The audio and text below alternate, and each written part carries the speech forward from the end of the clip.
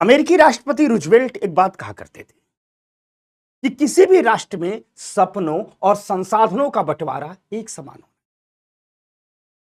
यानी जितनी तेजी से जनता के जितने वर्गों में हम सपने बांटते हैं, उसी हिसाब से हमें संसाधन भी बांटने। नहीं तो कुछ लोग आगे बढ़ जाते हैं, कुछ लोग पीछे हो जाते हैं। ढेर सारे ऐसे लोग जिनकी आंखों में हमने सपने तो दे दिए लेकिन संसाधन नहीं दिए। वे लोग चाहते हुए भी अपनी जीवन में उच्चतम ऊंचाइयों को नहीं प्राप्त कर, और इससे सबसे अधिक नुकसान समाज को होता है, राष्ट्र को होता है कि वो अपने योग्यतम संसाधनों से महरूम हो जाए। अगर हम यूपीएससी की तैयारी के दौर में इस बात को देखें तो इस देश की सामाजिक आर्थिक परिस्थितियों में यह बात सही साबित हो। हमने सबको सपने तो दे दिए। गांव में बैठा हुआ जो लड़का है, खेत में बैठा हुआ जो लड़का है, खलिहान में बैठा हुआ जो लड़का है, जंगल में बैठा हुआ हमारा आदिवासी समुदाय है, दूर दराज पहाड़ी क्षेत्र, सबको हमने ये सपने तो दे दिए कि पढ़ोगे लिखोगे तो कलेक्टर बनोगे। लेकिन क्या उन तक हम संसाधन लेकर के चले जा पाए? तो सवाल उठता है, जी नहीं, हम उन तक उतना संसाधन लेकर के नहीं पहुंच और सपनों और संसाधनों का क्लेश आरंभ हो गया। कुछ लोग ऐसे थे जिनमें मादा था, जुनून था, अनुशासन था, योग्यता थी, संसाधन पहुंचे होते तो जीवन के उच्चतम शिखरों पर पहुंचे होते, देश और समाज को बहुत कुछ दे पाते। लेकिन उन तक संसाधन नहीं पहुंच पाए और उनके लिए कलेक्टर बनना असंभव हो गया। इसीलिए हम एक नई पहल को लेकर के आए। पहल यह है कि कलेक्टर बनना अब किसी के लिए असंभव नहीं है, सबके लिए संभव है। इसीलिए संभव बैच है। तो दोस्तों, इस संभव बैच में अभिवादन स्वीकार कीजिए लोकेश त्रिपाठी की तरफ से, और मैं आपसे जुड़ रहा हूं इकोनॉमी के साथ। मैं आपको इस YouTube पर इकोनॉमी पढ़ाऊंगा। आपके सामने दिख रहा होगा भारतीय अर्थव्यवस्था, नितिन सिंघानिया। दरअसल ये संभव बैच हमारी टेक्स्ट बुक सीरीज है। तो इस टेक्स्ट बुक सीरीज में हम इंडेक्स फॉलो करेंगे नितिन सिंघानिया का, किताब भी फॉलो करेंगे नितिन सिंघानिया, लेकिन सिर्फ और सिर्फ इसी किताब को फॉलो नहीं करेंगे। इसका मतलब है कि इस किताब के किसी भी चैप्टर में कुछ ऐसी बातें हुई जो आपके लिए पढ़ना लिखना जरूरी नहीं है, तो हम उसे छोड़ देंगे। और कोई चैप्टर अगर कम है, अधूरा दिया गया है, तो उसमें हम नई बातें जोड़ देंगे।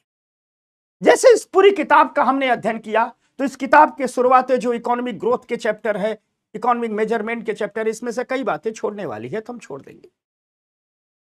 लेकिन इसी किताब में industrial development, taxation system, infrastructure, inflation इत्यादि में ढेर सारी बातें जोड़ने वाली हैं, एग्रीकल्चर में ढेर सारी बातें जोड़ने वाली है, तो हम जोड़ देंगे। कुल मिला जुला करके हम पकड़ेंगे तो इस किताब को, लेकिन इस किताब के सहारे हम मुकम्मल इकोनॉमी पढ़ेंगे। जहां जहां जरूरत पड़ेगी, अगर इस किताब के किसी भी चैप्टर में गैर जरूरी बातें हैं जो कंपटीशन के लिए जरूरी नहीं है, उसे हम छोड़ देंगे, और जहां जरूरी बातें जोड़ना है उसे हम जोड़ देंगे।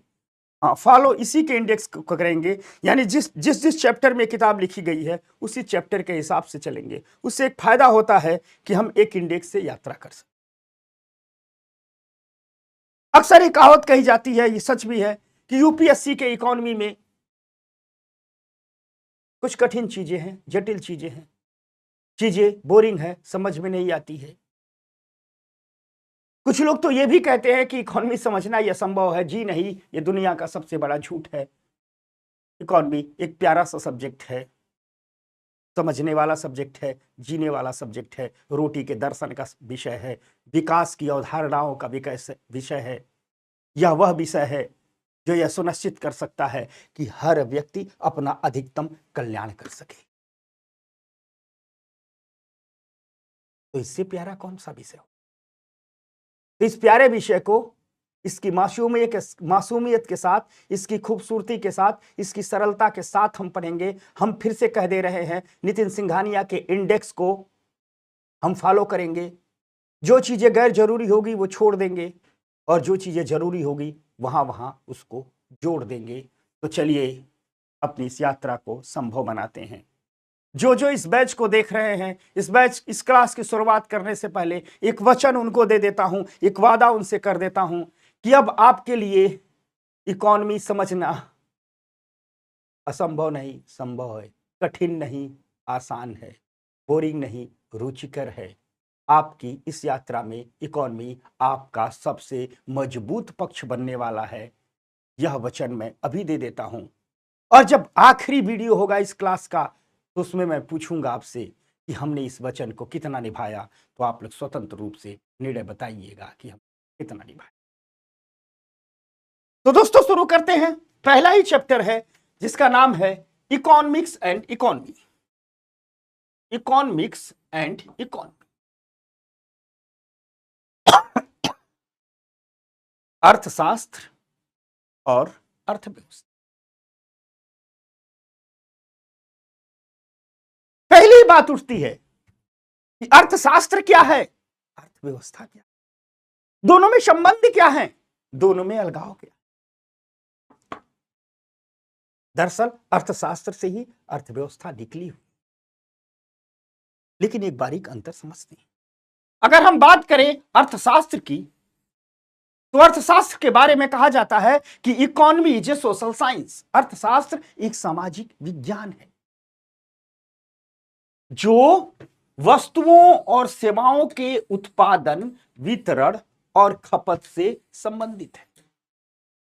यानी एक अर्थशास्त्र एक ऐसा सब्जेक्ट है जिसमें हम गुड्स और सर्विस के, वस्तुओं और सेवाओं के उत्पादन को समझते हैं, वितरण को समझते हैं, खपत को समझते हैं।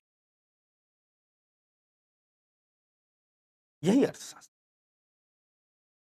यानी जिस विषय में भी गुड्स और सर्विस के प्रोडक्शन को समझा जाए, वस्तुओं और सेवाओं के उत्पादन को समझा जाए, वितरण को समझा जाए, खपत को समझा जाए, वही अर्थशास्त्र है।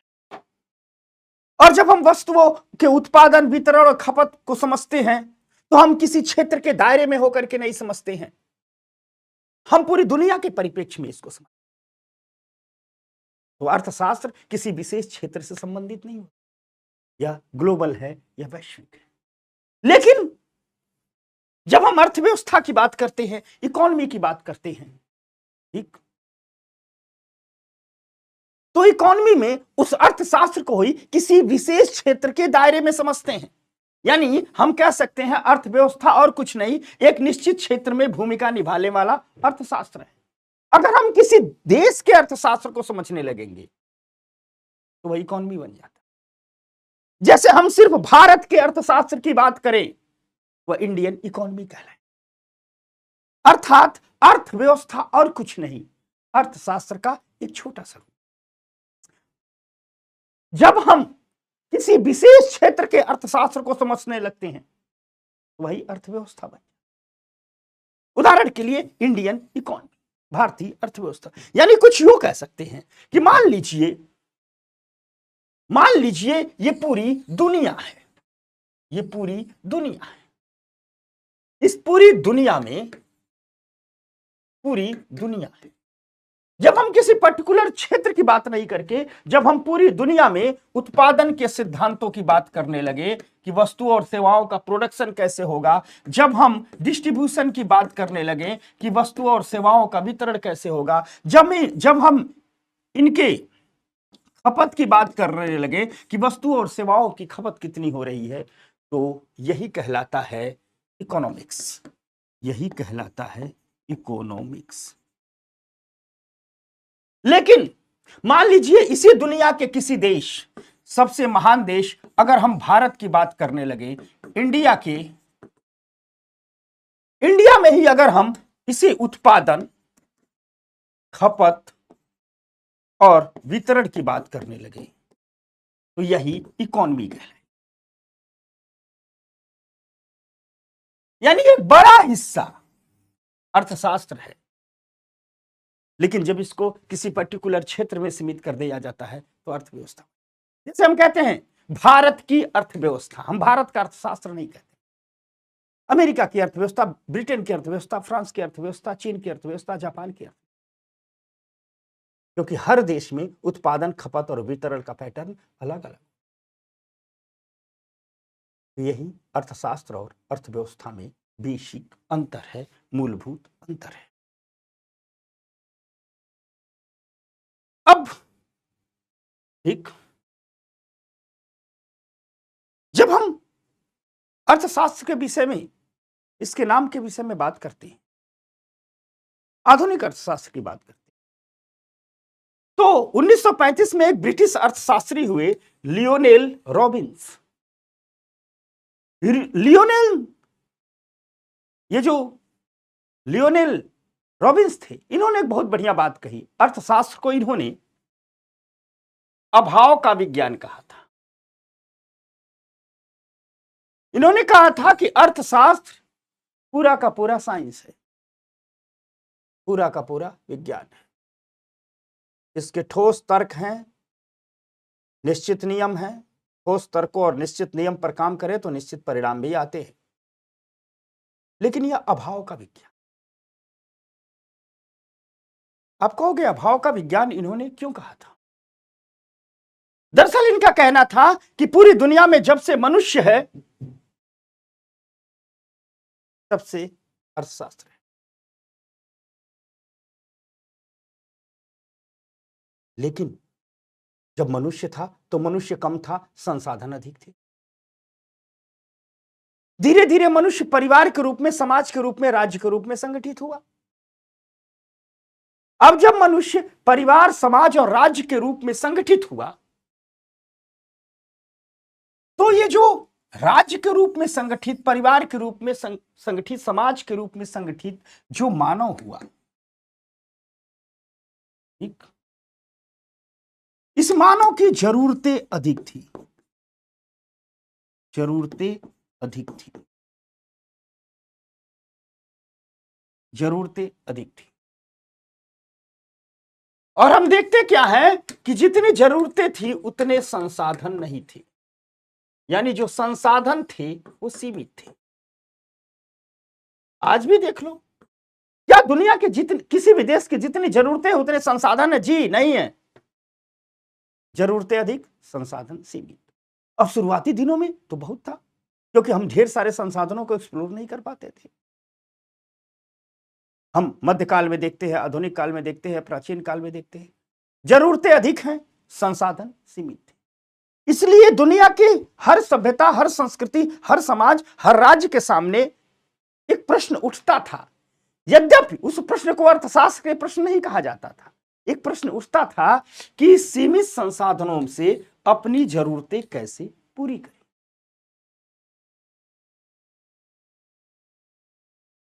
ठीक, और सीमित संसाधनों से अपनी जरूरतें कैसे पूरी करें, इस पर विभिन्न विचारधाराएं सामने आई।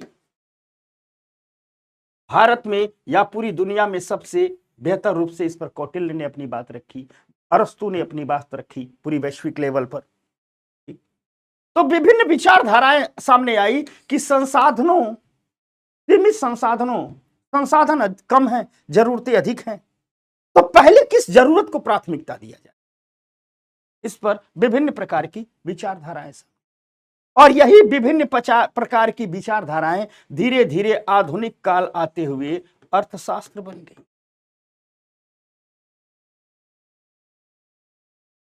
इसलिए जब अर्थशास्त्र का उद्भव आप लोग पढ़ोगे तो आपको अरस्तु की विचारधारा आएगी, कौटिल्य की विचारधारा आएगी, ढेर सारी विचारधारा आएंगी, ढेर सारे थॉट प्रोसेस आएंगे। अगर हम आज के दौर में देखें तो आज के दौर में क्या है,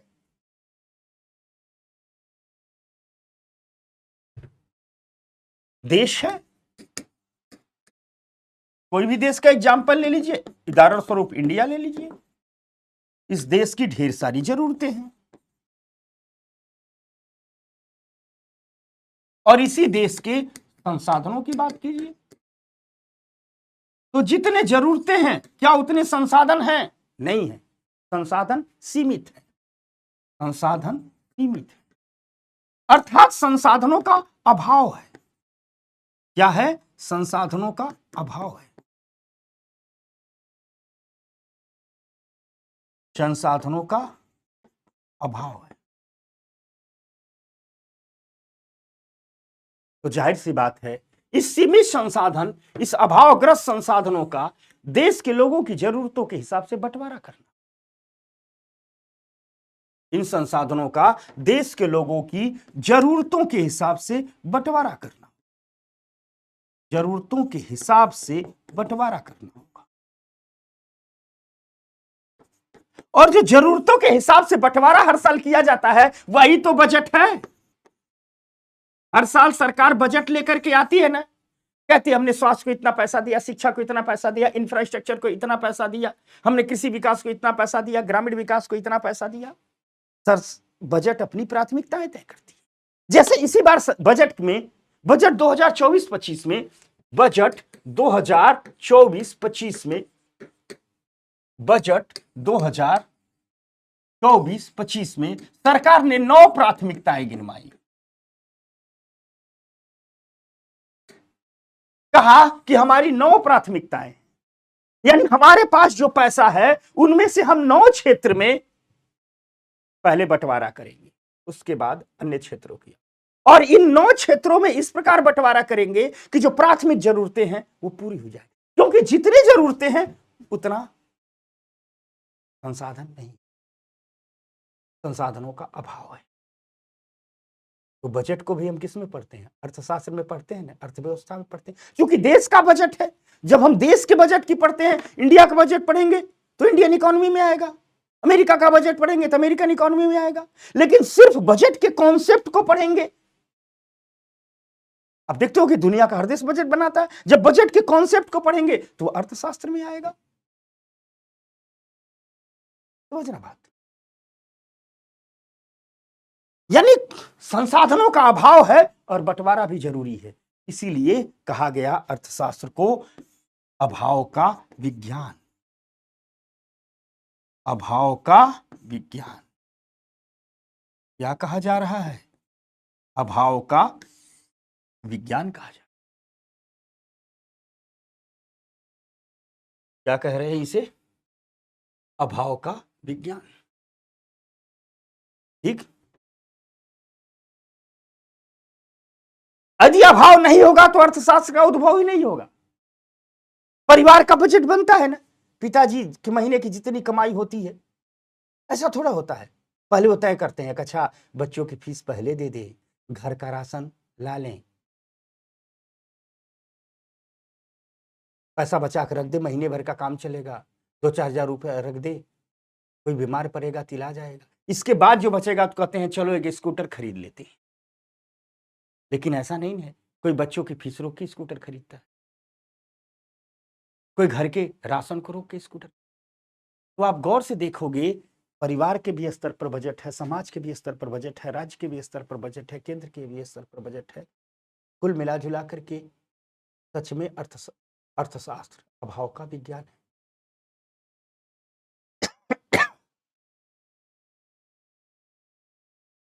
समझ में आ गई बात? तो अर्थशास्त्र क्या है समझ गए, अर्थव्यवस्था क्या है समझ गए, अर्थशास्त्र अभाव का विज्ञान क्यों है समझ गए।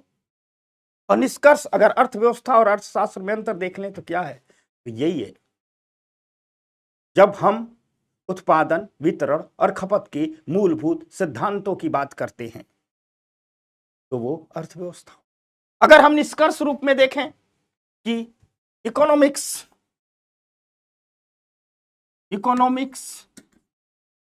एंड इकोनॉमी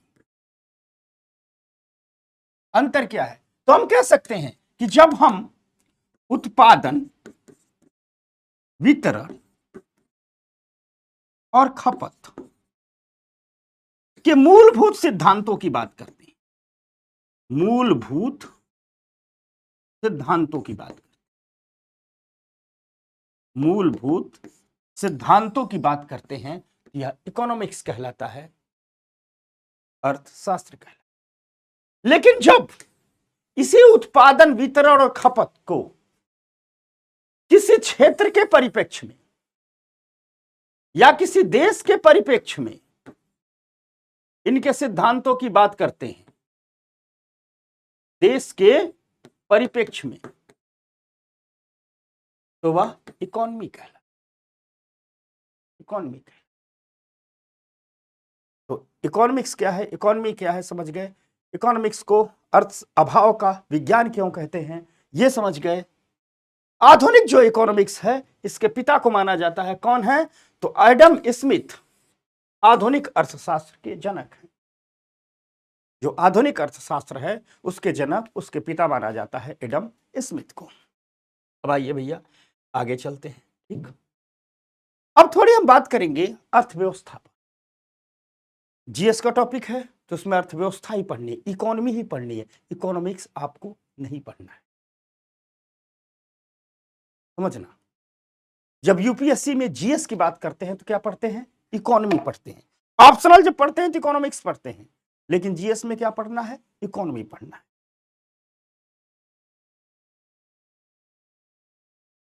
यही भी बात याद रखना, जनरल स्टडीज के सिलेबस में क्या है, इकोनॉमी है, इकोनॉमिक्स नहीं है।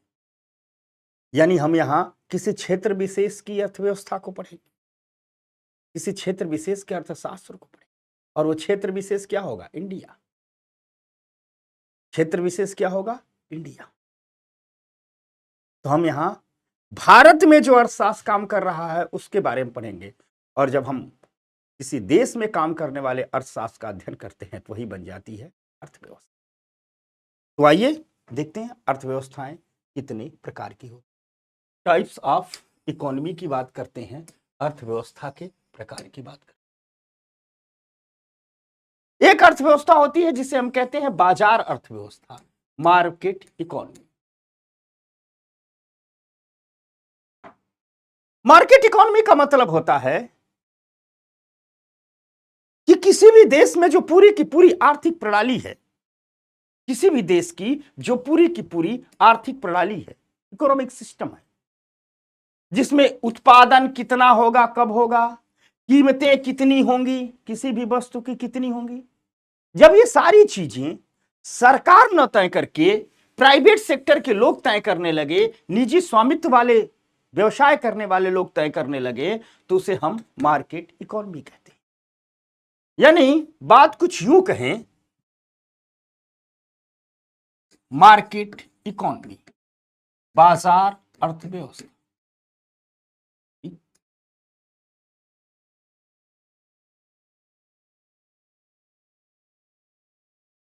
होते तो तीन हैं, हम तीनों की बात करते रहे। तीन चीजें होती हैं,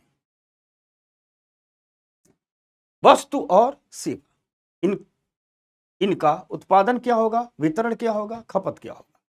अगर मान लीजिए गुड्स एंड सर्विस की हम बात कर रहे हैं, गुड्स एंड सर्विसेज, वस्तु और सेवाओं की हम बात कर रहे हैं, याद रखिएगा इन वस्तु और सेवाओं का उत्पादन, क्या, इन वस्तु और सेवाओं का उत्पादन,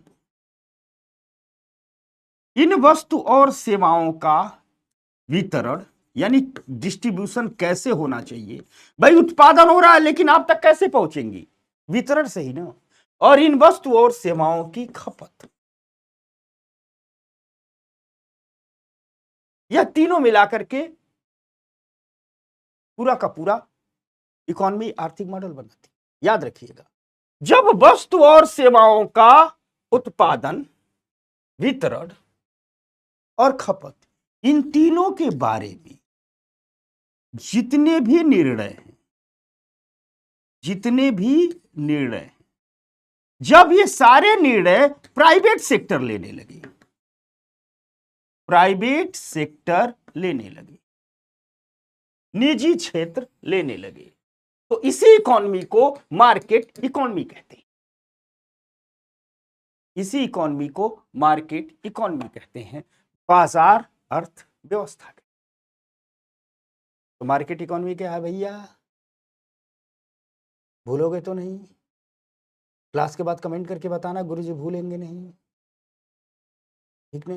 ये भी बताना हमारी ये पहल कैसी लग रही है।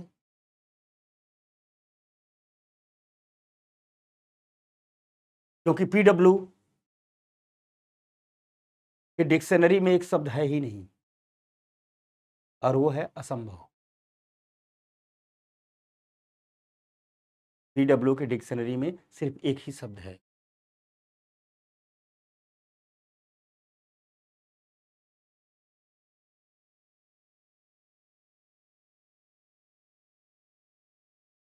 हमारा स्पष्ट मानना है कि क्या हुआ, किसी ने सारे फूल तोड़ लिए, अगला बसंत फिर भी आएगा, अगला बसंत फिर भी आएगा। क्या हुआ, रात अंधेरी है, घनी है, सुबह आएगा, सूरज उगेगा, उजाला आएगा, और वो उजाला हर उस आंख तक पहुंचेगा जिस आंख ने उजाले के सपने देखे। ये हमारा थीम है, ये हमारा मूल्य है। तो आप लोग अपनी आंखों के सपनों को कस करके पकड़े रहिए, हम हैं, और जब हम हैं तो हम वचन देते हैं या आपकी आंख के सपने को सच करने के लिए आपसे अधिक हम लड़ेंगे। बस आप साथ देना, दोनों मिलके आपकी आंख के सपने से, क्योंकि आपकी आंखों सिर्फ आपकी आंखें नहीं है, ये मुल्क की आंख, ये मुल्क की आंख। समझ में आ रही है ना बात? तो बताइएगा, हमें जरूर बताइएगा। तो मार्केट इकोनॉमी क्या है? कि जब गुड्स और सर्विसेज का उत्पादन, वितरण और खपत, इन तीनों के विषय में जो भी निर्णय हैं, जब ये सारे निर्णय प्राइवेट सेक्टर लेने लगे तो उस अर्थव्यवस्था को बाजार अर्थव्यवस्था कहते हैं या मार्केट इकोनॉमी कहते हैं। क्या कहते हैं? बाजार अर्थव्यवस्था कहते हैं या मार्केट इकोनॉमी कहते हैं। समझ में आ गई बात? ये इकोनॉमी का एक प्रकार है। उसी प्रकार की एक इकोनॉमी है जिसे कहते हैं नॉन मार्केट इकोनॉमी, गैर बाजार अर्थव्यवस्था, गैर बाजार अर्थव्यवस्था। किताब में लिखा जा रहा है कि गैर बाजार अर्थव्यवस्था वह अर्थव्यवस्था है जिसमें वस्तुओं और संसाधनों को आवंटित करने और कीमतों का निर्धारण करने में सरकारी हस्तक्षेप महत्वपूर्ण होता है। अर्थात हम कुल मिला जुला करके हम कह सकते हैं कि जब किसी भी इकोनॉमी में, किसी भी इकोनॉमी में, किसी भी इकोनॉमी में, ठीक, वही वाली पुरानी बात, गुड्स एंड सर्विसेज, वस्तु और सेवाएं, किसी भी इकोनॉमी में जब गुड्स एंड सर्विसेज का उत्पादन, इनका उत्पादन, इनका वितरण, इनके वितरण और इनके खपत, हम और आसान बना दे रहे हैं किताब के शब्दों को। किताब पढ़ा रहे हैं तो किताब के शब्द जरूर रखेंगे, उसे आसान बना देंगे ताकि आपको लगे हाँ किताब पढ़ रहे हैं। जब हम उत्पादन, वितरण, तो हम कह रहे हैं किसी भी इकोनॉमी में जब उत्पादन, वितरण, किसका? गुड्स एंड सर्विसेज का उत्पादन, वितरण और खपत के बारे में जो निर्णय लिए जाते हैं, जो निर्णय लिए जाते हैं, इस निर्णय में जब सरकारी हस्तक्षेप होने लगे, क्या होने लगे? सरकारी हस्तक्षेप, सरकार हस्तक्षेप करने लगे। तो जब उत्पादन, वितरण और खपत के निर्णय में सरकारी हस्तक्षेप होने लगे तो उस इकोनॉमी को हम गैर बाजार अर्थव्यवस्था कहते हैं, गैर बाजार अर्थव्यवस्था।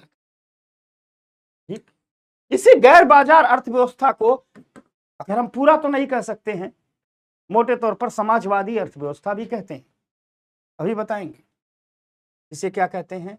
गैर बाजार अर्थव्यवस्था।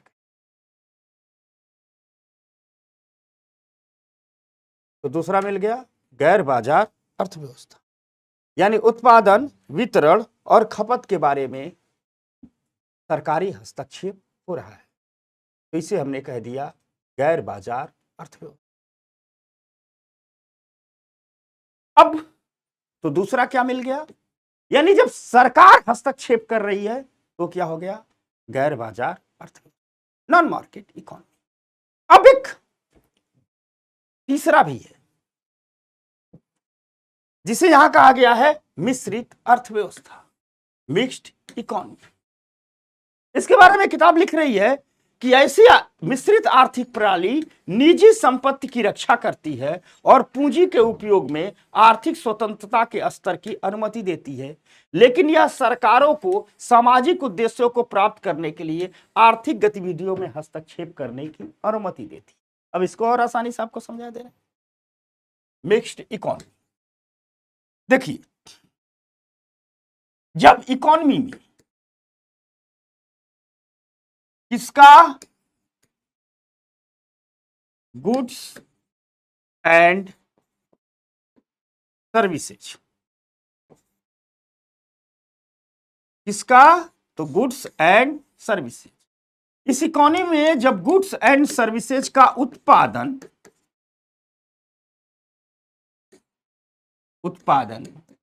वितरण और खपत,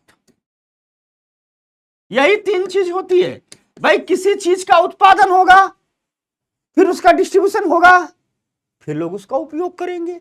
हमने टी शर्ट पहना है, फैक्ट्रियों में उत्पादन हुआ होगा, फिर वो वितरण किया गया, फिर हम इसका इस्तेमाल कर रहे हैं। इकोनॉमी में तीन ही चीज होता है, चौथा कुछ होता ही नहीं।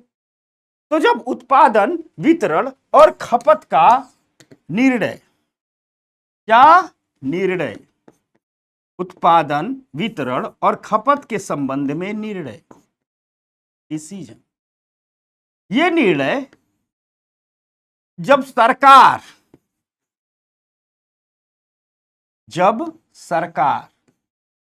और प्राइवेट सेक्टर, निजी क्षेत्र, इसको भी हिंदी में लिख देते हैं निजी क्षेत्र, निजी क्षेत्र। इसके बारे में आगे हम बहुत विस्तार से पढ़ेंगे कि सरकार क्यों आ जाती है, निजी क्षेत्र क्यों आ जाता है। इसे शॉर्टकट बता रहे हैं। जब सरकार और निजी क्षेत्र दोनों लेने लगे, दोनों लेने, यानी इकोनॉमी में वस्तुओं और सेवाओं के उत्पादन, वितरण और खपत के संबंध में निर्णय जब सरकार और निजी क्षेत्र दोनों लेने लगे तो इसे मिक्स्ड इकोनॉमी कहते हैं। इसे मिक्स्ड इकोनॉमी कहते हैं। क्या कहते हैं? मिक्स्ड इकोनॉमी कहते हैं, मिश्रित अर्थव्यवस्था के। ठीक, अर्थव्यवस्था के।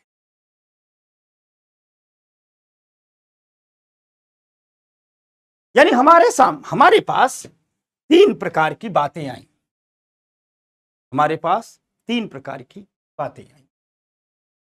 एक बात तो ये आई, एक बात तो ये आई,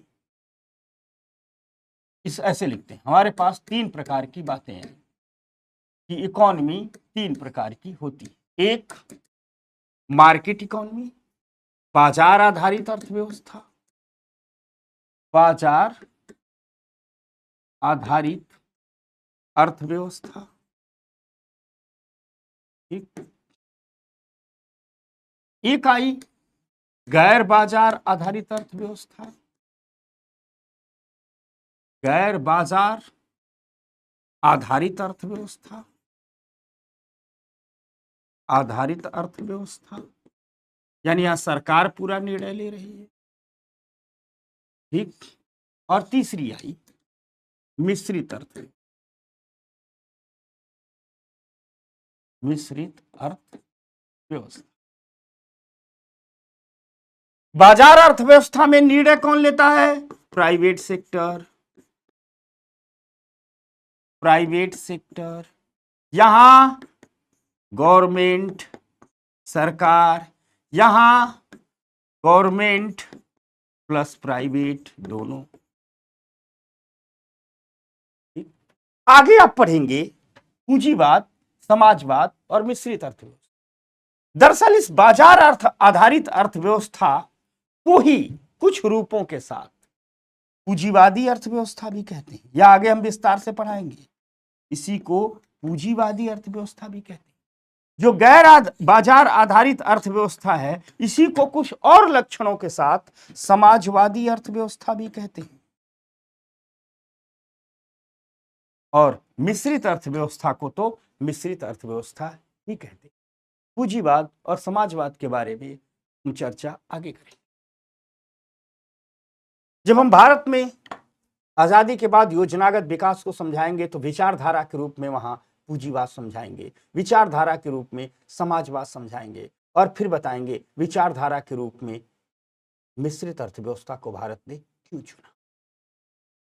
ठीक, तो कैसे पूंजीवाद और समाजवाद दोनों के कुछ विशेषताओं से युक्त जो अर्थव्यवस्था होती है उसे मिश्रित अर्थव्यवस्था कहते हैं। यानी हम कह सकते हैं इस मिश्रित अर्थव्यवस्था में पूंजीवाद प्लस समाजवाद दोनों होता है। पूंजीवाद और समाजवाद दोनों। ये रही इकोनॉमी के प्रकार। अभी इन पर आगे चर्चा होगी अगले क्लासेस में। अभी इस चैप्टर में हम इस किताब में, नितिन सिंघानिया वाली किताब है और कई किताबों में हमने देखा कुछ शब्दों से परिचय कराया गया, तो अभी हम सिर्फ कुछ शब्दों से परिचय कर। एक शब्द आता है ऐसे ही, आर्थिक एजेंट। एक शब्द है आर्थिक एजेंट, इकोनॉमिक एजेंट। क्या मतलब है? क्या मतलब है? देखो,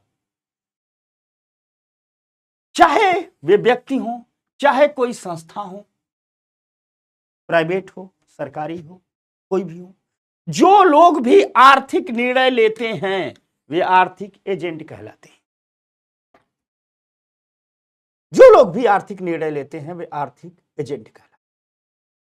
जैसे मान लो हम आप भी आर्थिक एजेंट है। उपभोक्ता क्या है? आर्थिक एजेंट है, क्योंकि उपभोक्ता ये तय करना है कि कब कितना खरीदना है, कब कितना नहीं खरीदना है, कब कितना उपभोग करना है, कब कितना नहीं करना है। भैया उपभोक्ता तय करता है उसे कपड़ा खरीदना है नहीं करना है, तो जिस वक्त खरीदने या न खरीदने का निर्णय ले रहा है उस वक्त आर्थिक एजेंट है। जब वो तय कर रहा है, जब वो तय कर रहा है जूते खरीदना है नहीं खरीदना है, होटल में जाकर सोच रहा है ये खाऊं कि ना खाऊं, तो उसमें वो आर्थिक एजेंट की भूमिका निभा रहा है। तो उपभोक्ता भी आर्थिक एजेंट होते हैं। ये मान लीजिए किसी प्राइवेट कंपनी के सीईओ लोग हैं, ये निर्णय ले रहे हैं कब कितना उत्पादन करना है,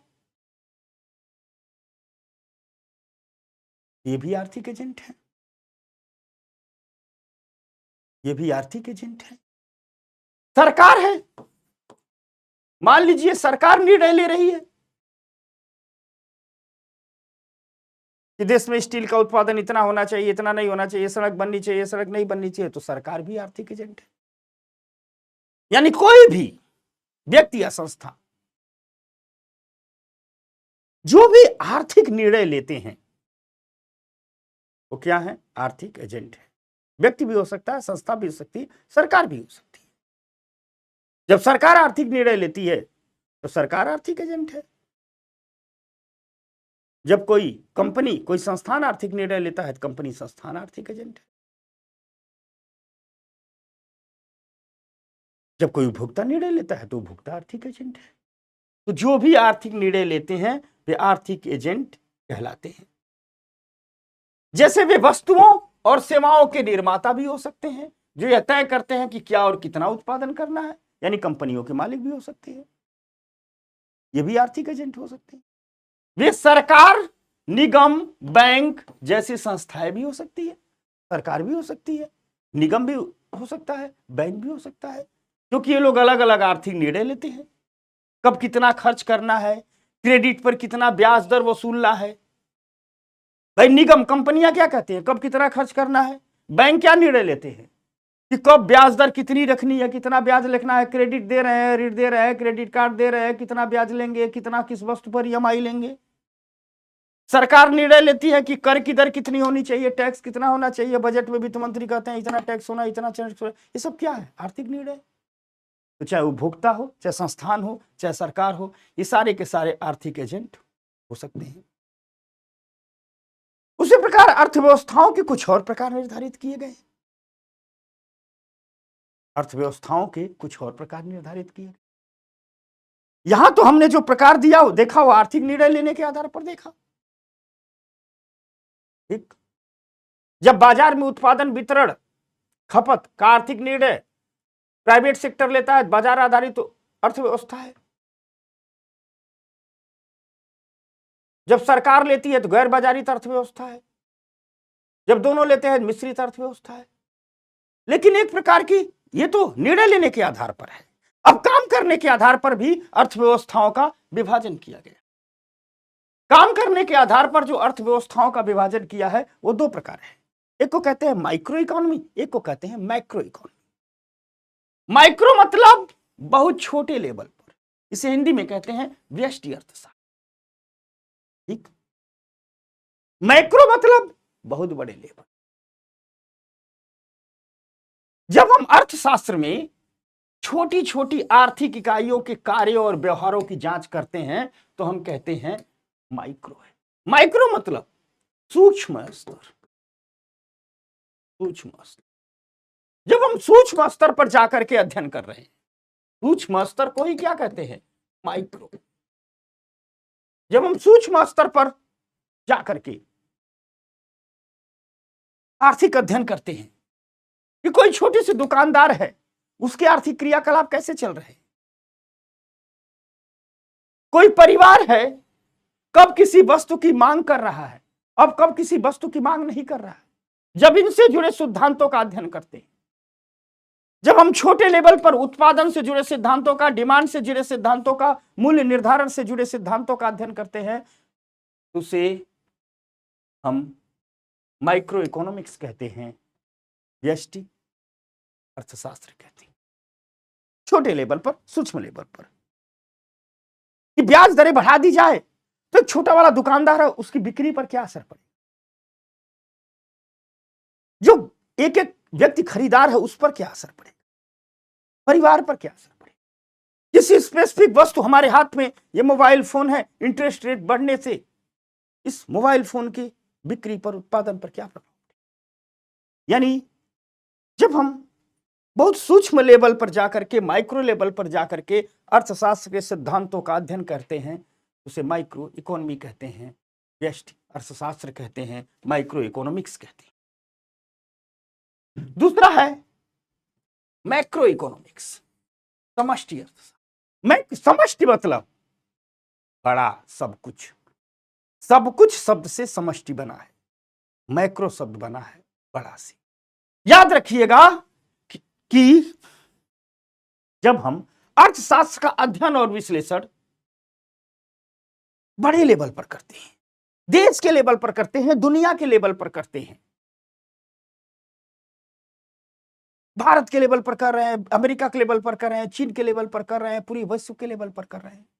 जब हम किसी भी देश के कुल उत्पादन की बात करते हैं, रोजगार के स्तरों की बात करते हैं, हम राष्ट्रीय स्तर पर कीमतें बढ़ रही हैं तो पूरे राष्ट्र पर क्या प्रभाव पड़ रहा है। कीमतें बढ़ रही, ब्याज दर बढ़ रहा है तो पूरे देश पर क्या प्रभाव पड़ रहा है। मजदूरी दर का पूरे देश पर क्या प्रभाव पड़ रहा है। प्रॉफिट का पूरे देश पर क्या प्रभाव पड़ रहा है, पूरी दुनिया के पर क्या प्रभाव पड़ रहा है। इसे मैक्रो इकोनॉमिक्स कहते हैं। यानी सुनिएगा, यही कीमतें हैं।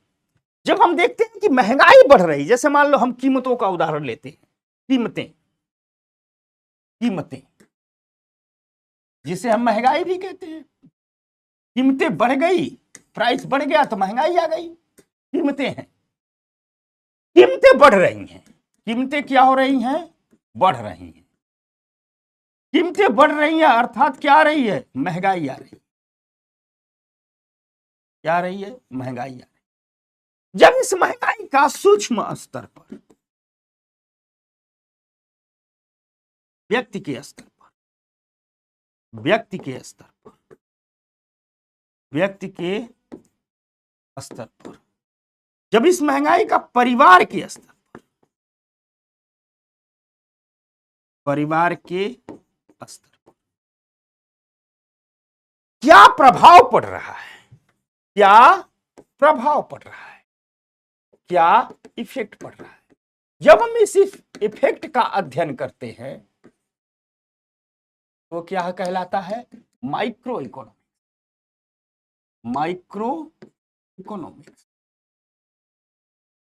क्या कहलाता है, माइक्रो इकोनॉमिक्स।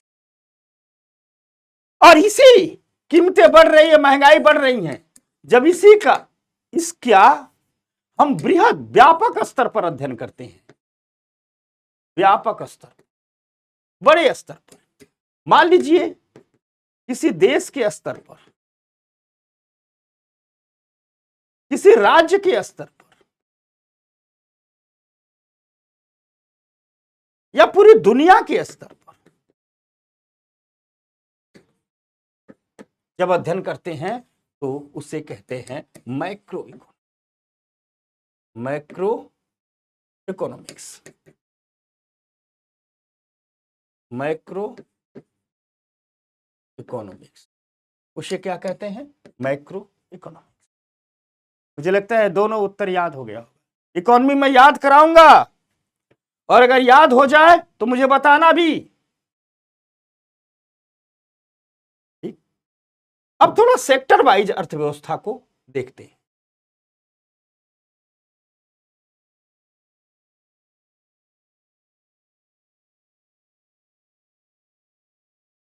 थोड़ा सेक्टर वाइज अर्थव्यवस्था को देखते हैं। ये अर्थव्यवस्थाएं सेक्टर वाइज क्या होती है, तो सेक्टर वाइज अर्थव्यवस्थाओं को देखते हैं। क्षेत्र आधारित जब अर्थव्यवस्थाओं को देखते हैं तो कई प्रकार की होती है। जैसे एक होता है प्राइमरी सेक्टर, यानी प्राथमिक क्षेत्र। देखो, यह क्षेत्र सीधी कहा जाता है कि जैसे मान लो कोई भी आर्थिक क्रियाएं एकदम प्रकृति के साथ की जाती है, पहले स्तर पर की जाती हैं, प्राथमिक स्तर पर की जाती हैं, इसे प्राथमिक क्षेत्र कहते हैं। जैसे कच्चे माल का कपास खेतों में उगा रहे हैं, वह कपड़े के लिए कच्चा माल है। प्राकृतिक संसाधनों का निष्कर्षण,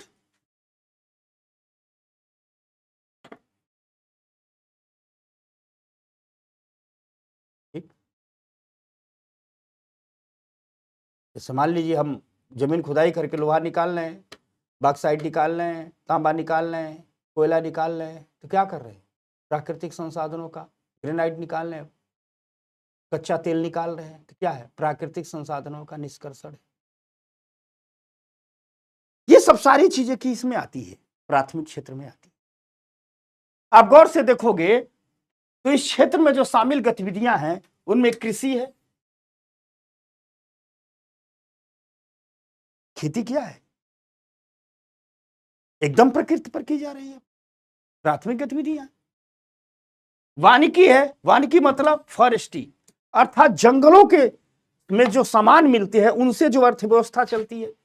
जंगलों से फल मिलते हैं, फूल मिलते हैं, सुगंधित लकड़ियां मिलती हैं, जंगल भी लोग काटते हैं, पेड़ मिलते हैं, ये सब क्या है, एकदम प्रकृति से मिलने, इसे फॉरेस्ट्री कहते हैं।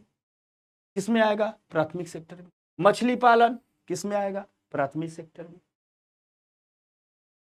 पशुपालन, गाय मुर्गी बकरी पालते हैं, प्राथमिक सेक्टर में। प्राकृतिक संसाधनों के निष्कर्षण के लिए क्या करते हैं, खनन करते हैं, खनन किसमें आएगा, प्राथमिक सेक्टर। यानी वे अर्थव्यवस्थाएं, यानी वे क्षेत्र जो सीधे प्रकृति पर निर्भर हैं, वो किसमें आते हैं, प्राइमरी सेक्टर में आते हैं, प्राथमिक क्षेत्र। तो अर्थव्यवस्था में सेक्टर वाइज भी वर्गीकरण किया है, इसी के इसमें कह देंगे प्राइमरी सेक्टर। एक होता है सेकेंडरी सेक्टर, माध्यमिक क्षेत्र। जितने भी प्रकार की विनिर्माण गतिविधियां और निर्माण गतिविधियां हैं वे सभी माध्यमिक क्षेत्र में आते हैं। यानी जितने भी प्रकार की कुछ वस्तुएं बनाते हैं हमने कपास किस खेत में उगाया, वो प्राथमिक क्षेत्र है, लेकिन उस कपास से जब हम कपड़ा बनाएंगे, जो कपड़ा पहने वो क्या हो जाएगा, सेकेंडरी क्षेत्र। जो मोबाइल बनाई गई है ना, सेकेंडरी क्षेत्र। खनन करके लोहा निकाले, तो जब खन के लोहा निकाल रहे हैं तो प्राइमरी सेक्टर है, प्राथमिक सेक्टर। लेकिन उसी लोहे को जब खानों में पिघला करके उससे इस्पात बना दे रहे हैं, इस्पात से साइकिल बना रहे हैं, मोटरसाइकिल बना रहे हैं, तो ये सब किस में हो जाएगा, इस्पात बनाना, साइकिल बनाना, मोटरसाइकिल बनाना, कार बनाना, ये सब किस में हो जाएगा, सेकेंडरी सेक्टर। और एक बात जान लीजिए, यानी पूरा विनिर्माण और निर्माण सेकेंडरी सेक्टर। लेकिन विनिर्माण और निर्माण को संचालित करने के लिए कुछ और भी चीजें चाहिए, कुछ और भी आर्थिक गतिविधियां की चाहिए। अरे भाई, बिजली नहीं रहेगी तो फैक्ट्री कैसे चलेगी, गैस नहीं रहेगी तो उद्योग गाड़ी कैसे चलेंगे, जल आपूर्ति नहीं रहेगी तो कोई भी काम धंधा, कोई भी निर्माण गतिविधि कैसे हो सकती है, हो सकती है, कभी नहीं हो सकती है, कभी भी नहीं हो सकती है।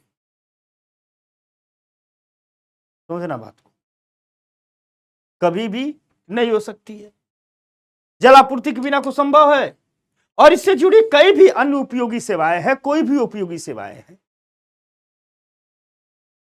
यानी वे सारी सेवाएं जो निर्माण और विनिर्माण गतिविधियों के संचालन के लिए जरूरी है, वे सब भी सेकेंडरी सेक्टर में ही आती हैं। अर्थात सेकेंडरी सेक्टर में निर्माण और विनिर्माण आता है, साथ ही साथ निर्माण और विनिर्माण से जरूरी जितनी चीजें हैं वे सारी भी सेकेंडरी सेक्टर में आती हैं। समझ में आ गई बात? तो जो प्रकृति पर आधारित आर्थिक क्रियाएं हैं वो प्राथमिक क्षेत्र में है। जितने भी मैन्युफैक्चरिंग से जुड़ी क्रियाएं हैं और इन मैन्युफैक्चरिंग के लिए सहयोगी जो भी चीजें चाहिए, ये सब किस में आती हैं, सेकेंडरी में आती हैं। अब आया टर्सरी सेक्टर, तृतीय क्षेत्र। इसे सर्विस क्षेत्र के नाम से जाया जाता है, सेवा क्षेत्र में के भी नाम से जाना जाता है। यहां कुछ बन नहीं रहा है, सर्विस दी जाती है, जैसे सूचना प्रौद्योगिकी सेवाएं, आईटी सेक्टर। हम आपको पढ़ा रहे हैं, क्या दे रहे हैं, सेवा दे रहे हैं, सूचना प्रौद्योगिकी के माध्यम से सेवा दे रहे हैं। परिवहन, एक जगह से ट्रेन चल रही है, एक जगह से दूसरे जगह ले जा रही है, क्या सेवा दे रही है। पैसेंजर ट्रेन है, यानी यात्री बैठ के जा रहे हैं, या मालगाड़ी है, जहाज में बैठ के जा रहे हैं, जहाज आपको सेवा दे रही है। पर्यटन, टूरिज्म का सेक्टर, भंडारण का सेक्टर, कोल्ड स्टोरेज, गोदाम हुआ, एक जगह से दूसरे जगह कम्युनिकेशन, मोबाइल से बतियाते हो, तो सब क्या है, सेवा है। मोबाइल कंपनियां जो आपसे पैसा लेती है वो किस बात का लेती है, आपको सेवा दे रही, उन्होंने सिस्टम बनाया हुआ, उन्हीं के सहारे आप बात कर रहे हैं। बैंकिंग, बीमा, स्वास्थ्य, शिक्षा, मनोरंजन, इसमें सब आ जाता है। स्वास्थ्य है, शिक्षा है, मनोरंजन है। भाई आप लोग आजकल बहुत वेब सीरीज देख रहे हो, तो क्या कर रहा है, आपका मनोरंजन ही है। फिर टर्सरी सेक्टर है। पहले सिर्फ 3 ही सेक्टर होते थे, लेकिन हाल के दिनों में, पिछले 4-5 सालों में 2 सेक्टर अर्थशास्त्रियों ने और बना दिए। और ये जो 2 सेक्टर बनाए वो टर्सरी सेक्टर से ही निकाले गए। यानी पहले इस टर्सरी सेक्टर में बहुत सारी चीजें थी, लेकिन इससे कुछ चीजों को निकाल करके ठीक चौथा और 5वां सेक्टर बना दिया। तो चौथा सेक्टर जो क्वार्टरली सेक्टर है, चतुर्थक सेक्टर है, ठीक, इस सेक्टर को टर्सरी सेक्टर से ही निकाला गया। लेकिन इस सेक्टर में क्या रख दिया गया है कि जो भी बौद्धिक और ज्ञान आधारित गतिविधियां हैं, ऐसी एक्टिविटीज जिसमें सिर्फ बुद्धि का उपयोग हो रहा है, ज्ञान का उपयोग हो रहा है, उच्च स्तर के ज्ञान का उपयोग हो रहा है, वो भी एक प्रकार की सेवा ही है। लेकिन उसमें चूंकि उच्च स्तर की बुद्धि और ज्ञान का उपयोग हो रहा है, इसलिए उसे तृतीय क्षेत्र से निकाल करके अब चतुर्थक क्षेत्र में डाल दिया गया है, क्वार्टरली सेक्टर में डाल दिया गया है। जैसे परामर्श, कंसल्टेंसी सर्विस, वकील के पास आप कहा जाते हो परामर्श लेने के लिए। जैसे रिसर्च, जो साइंटिस्ट लोग बैठ बैठ करके नया नया रिसर्च कर रहे हैं, ठीक, एवं डेवलपमेंट, तो जितने भी हर कंपनी रिसर्च एंड डेवलपमेंट वाले को रखती है, सरकारी रिसर्च एंड डेवलपमेंट वाले को रखती है, हर जगह सीए क्या है, आपको परामर्श सेवाएं दे रहा है। वकील से जाते हो, लीगल एडवाइजर, क्या वकील क्या कहता है, कानूनी सलाहकार। सीए क्या कहता है, वित्तीय सलाहकार। तो जितने लोग ठीक ये परामर्श से संबंधित काम करते हैं, अनुसंधान और विकास से संबंधित काम करते हैं, ठीक, ये सारे लोग किसमें शामिल होते हैं, चौथे सेक्टर में। अब एक है क्वानरी सेक्टर, पंचम क्षेत्र जिसे कहते हैं। इस क्षेत्र की गतिविधियों में जो सरकारों में उच्च स्तर के लोग बैठे हुए हैं जो निर्णय लेते हैं, उद्योगों में जो उच्च स्तर के लोग बैठे हुए हैं जो निर्णय लेते हैं, जैसे सरकारों में हर विभाग का जो सेक्रेटरी होता है, आईएएस अफसर होते हैं। प्राइवेट सेक्टर में जो कंपनियों के सीईओ होते हैं, सीईओ होते हैं, एमडी होते हैं। ये जो चाहे प्राइवेट सेक्टर हो चाहे गवर्नमेंट सेक्टर हो, इन सेक्टरों में जो उच्च स्तर के निर्णय लेने वाले लोग हैं, उन सबको किस में रख दिया जाता है, उन सबको पंचम क्षेत्र में रख दिया जाता है, क्वार्री सेक्टर में रख दिया जाता है। ये रही अर्थव्यवस्था की सेक्टर वाइज गतिविधि।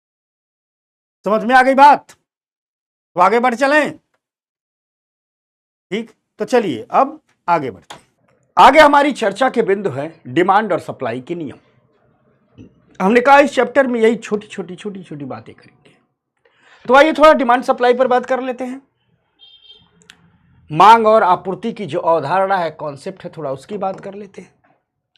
तो सबसे पहले हमारे सामने जो शब्द दिख रहा है उसे का नाम है डिमांड, मांग। मांग का मतलब क्या होता है, परिभाषा क्या है? तो हम सीधे कह सकते हैं मांग वस्तुओं और सेवाओं की वह मात्रा है जो उपभोक्ता खरीदने के लिए तैयार और सक्षम है।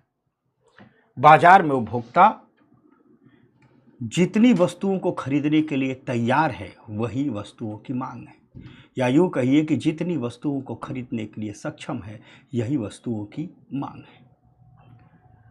तो जितनी वस्तुओं की जरूरत है वही वस्तुओं की मांग है, वही वस्तुओं की डिमांड है। अब एक शब्द आता है मांग फलन, एक शब्द आता है मांग फलन।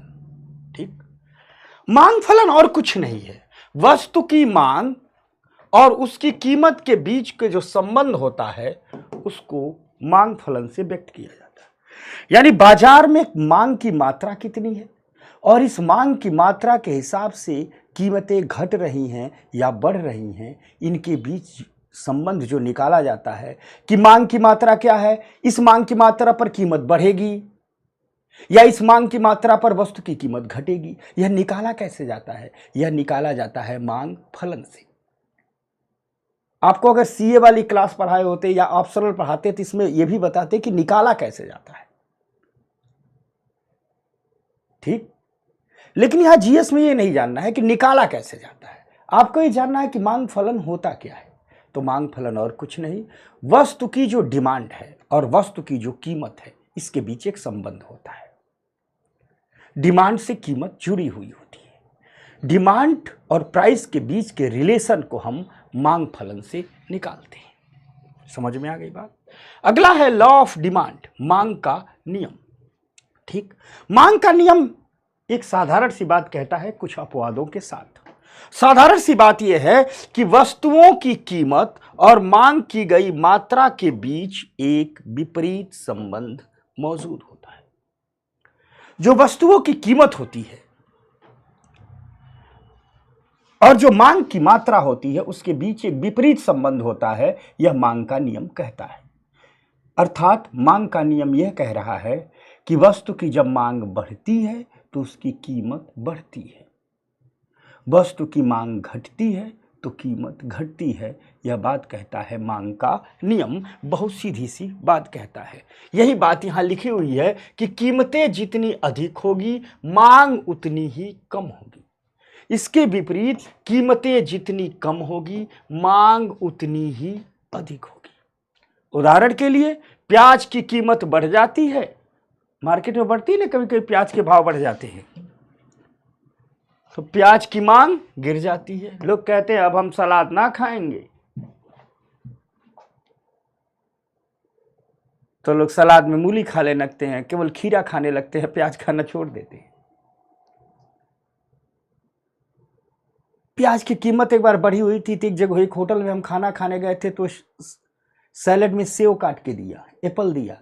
हम उससे बोले अरे, क्योंकि हम लोगों के लिए, जो साधारण घरों से आए हुए लोग हैं, उनके लिए प्याज अपनी लगती है, सेव लगता है कि ये विलासिता वाली चीज है, बड़े लोगों की चीज है। तो बोले सलाद में सेव कब से देने लगे भैया? तो बोला भैया प्याज महंगी है ना, प्याज से सस्ता सेव है। यानी प्याज की कीमत बढ़ती है तो उसकी मांग गिर जाती है। लेकिन इस मांग के नियम के कुछ अपवाद भी हैं। जैसे जो निम्न स्तरीय वस्तुएं हैं या जो बेवलेन वस्तुएं हैं, या मांग के नियम का पालन नहीं करती। तो आप कहोगे निम्न स्तरीय वस्तुएं क्या है, बेवलेन वस्तुएं क्या है? तो निम्न स्तरीय वस्तुएं में दरअसल कोई वस्तु नहीं है जो निम्न स्तरीय वस्तु। होता क्या है, जब व्यक्ति की आय बढ़ती है, जब व्यक्ति की आय में वृद्धि होती है, तो कुछ वस्तुओं की मांग में गिरावट आ जाती है। तो जिन वस्तुओं की मांग में गिरावट आ जाती है, जिन वस्तुओं की मांग में गिरावट आ जाती है, उन वस्तुओं को निम्न स्तरीय वस्तुएं कहते हैं।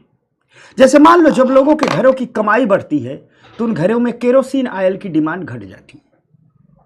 भैया जब झोपड़ी वाला घर रहेगा तब ना मिट्टी तेल डाल के दिया जलाएंगे, लेकिन घर बढ़िया बनवा लिया तो उसमें LED लगाया है, CD लगाया है, CFL का बल्ब लगाया है, खूब घर चमचमा रहा है, गैस पर खाना बना रहे हैं, कौन स्टोव जला रहा है, तो केरोसिन ऑयल की डिमांड घट जाएगी। तो उस समय केरोसिन ऑयल क्या हो गया? निम्न स्तरीय वस्तु हो गया। एक बड़ी रोचक सी बात है, अभी 3 अप्रैल के महीने में मैं अपने गांव गया था।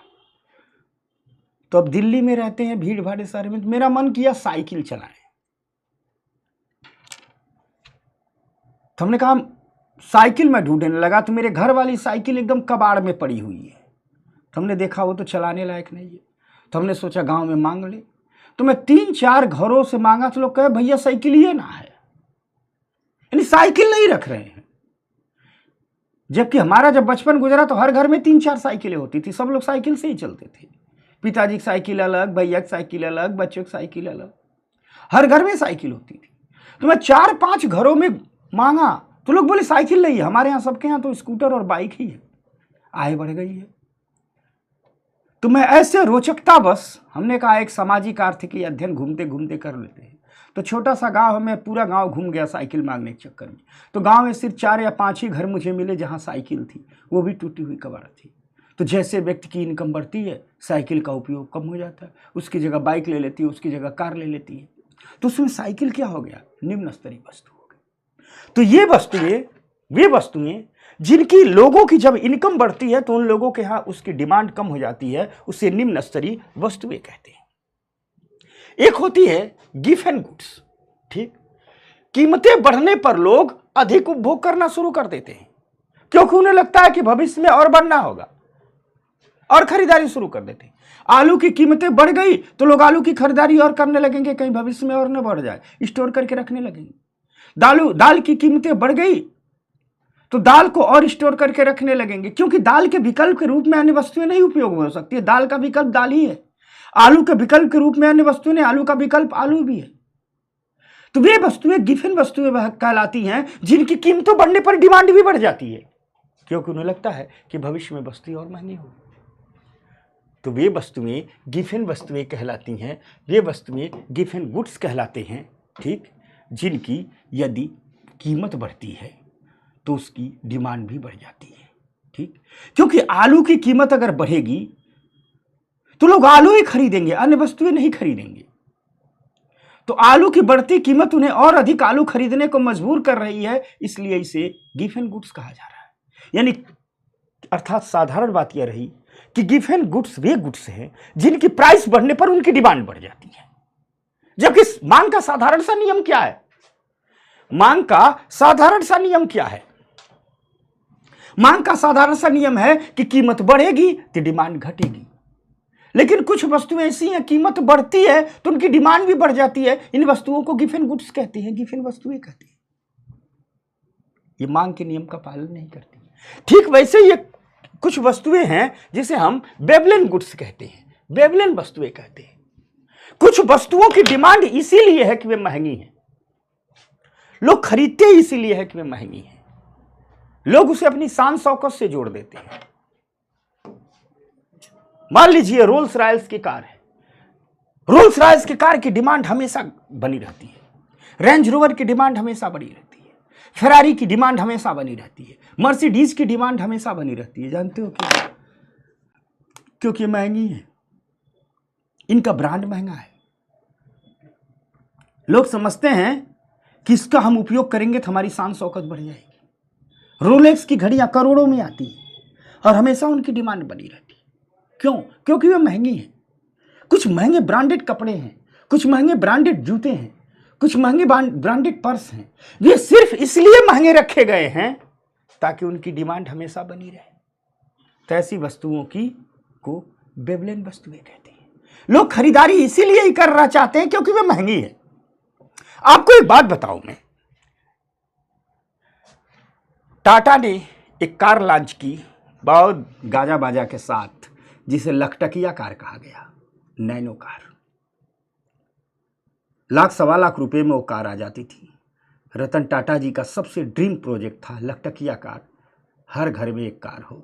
आम आदमी भी जिसके लिए कार एक सपना होता है, वो भी कार का इस्तेमाल करे। लेकिन नैनो बाजार में पिट गई। अंततः टाटा को नैनो की फैक्ट्री बंद करनी पड़ी, यानी सस्ती कार की फैक्ट्री बंद करनी पड़ी। वहीं टाटा ने लंदन की जगुआर कंपनी को खरीदा, ब्रिटेन की जगुआर कंपनी को खरीदा।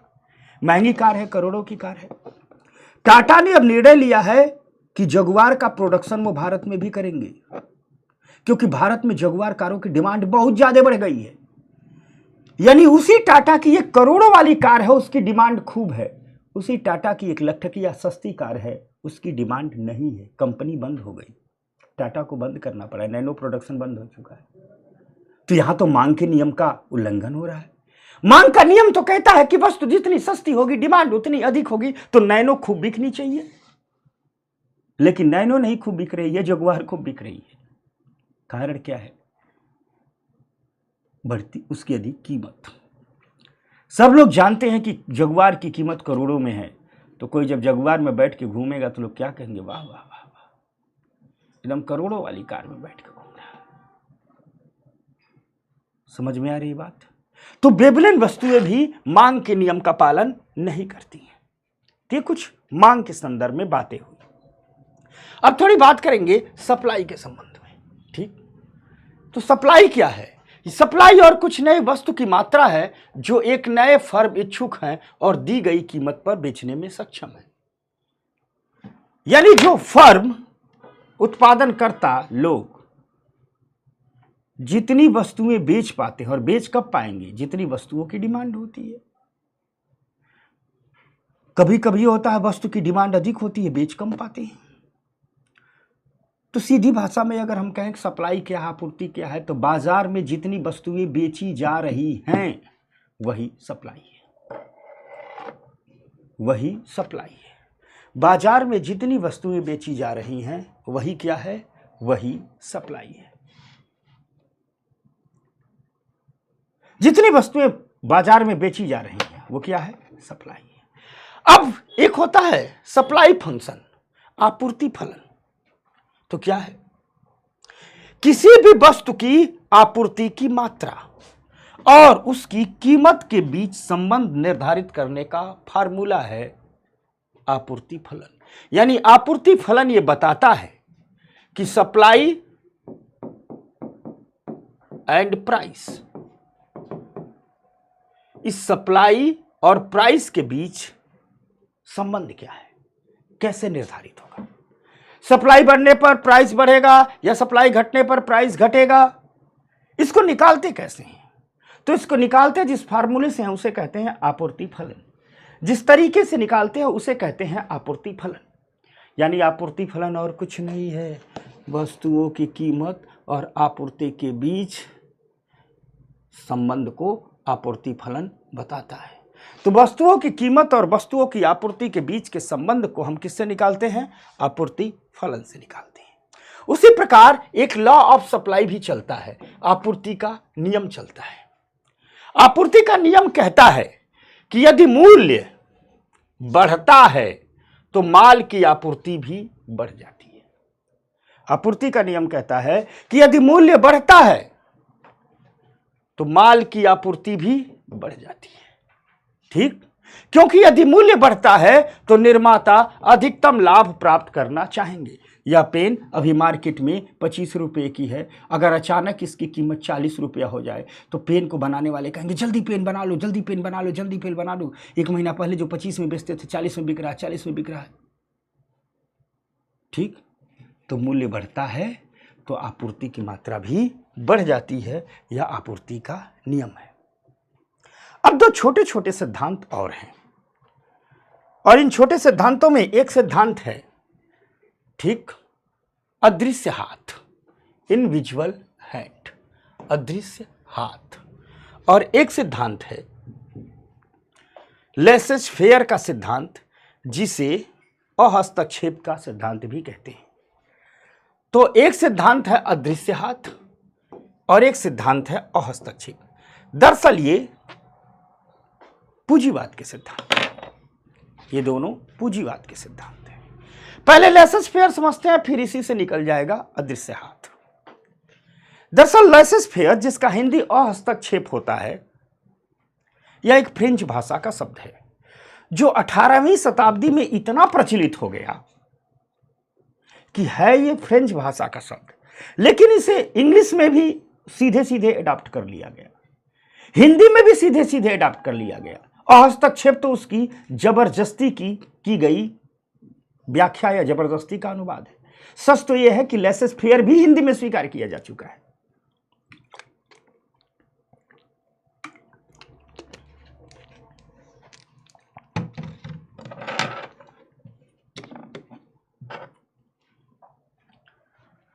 आइए थोड़ा समझाते हैं आपको।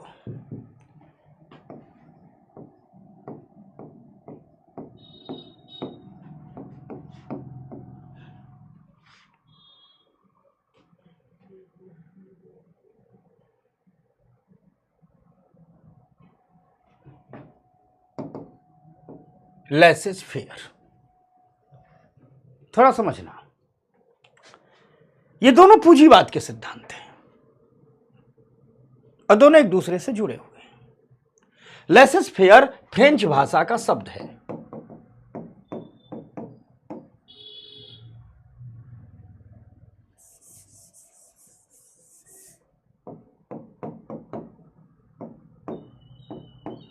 यह फ्रेंच भाषा का शब्द है लेसेस फेयर, लेकिन आज मैं फिर से कह रहा हूं, हिंदी में भी लेसेस फेयर के रूप में इसे स्वीकार कर लिया गया है और अंग्रेजी में भी लेसेस फेयर के रूप में स्वीकार कर लिया गया है। तो हिंदी में भी लिखना है तो लेसेस फेयर ही लिखिएगा। तो इसका मतलब क्या होता है?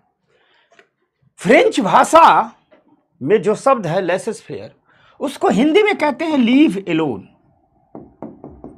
अंग्रेजी में कहते हैं लीव एलोन। इसी को अंग्रेजी में कहते हैं लीव एलोन। अर्थात हिंदी में निकाला जाए तो लीव एलोन का क्या मतलब है? लीव एलोन का मतलब है हमें अकेला छोड़ दो, या सीधे कह दो अकेला छोड़ दो, अकेला छोड़ दो, छोड़ दो। तो किसे अकेला छोड़ दो? यहां कोई प्यार मोहब्बत में रूठे प्रेमी को मनाने की बात थोड़ा हो रही है, यहां तो बाजार की बात हो रही है। पूंजीवादी कहते हैं लेसेस फेयर लीव एलोन, यानी अकेला छोड़ दो। तो किसे अकेला छोड़ दो? तो मार्केट के अकेला छोड़ दो, बाजार को अकेला छोड़ दो। किसे अकेला छोड़ दो? तो मार्केट को।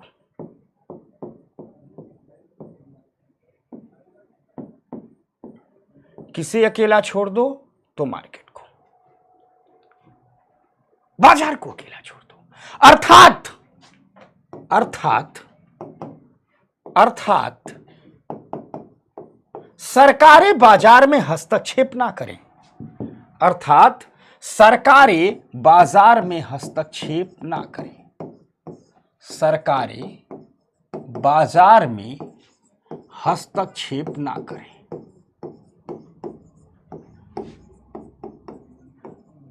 इसीलिए इसे अहस्तक्षेप की का सिद्धांत भी कहा जाता है।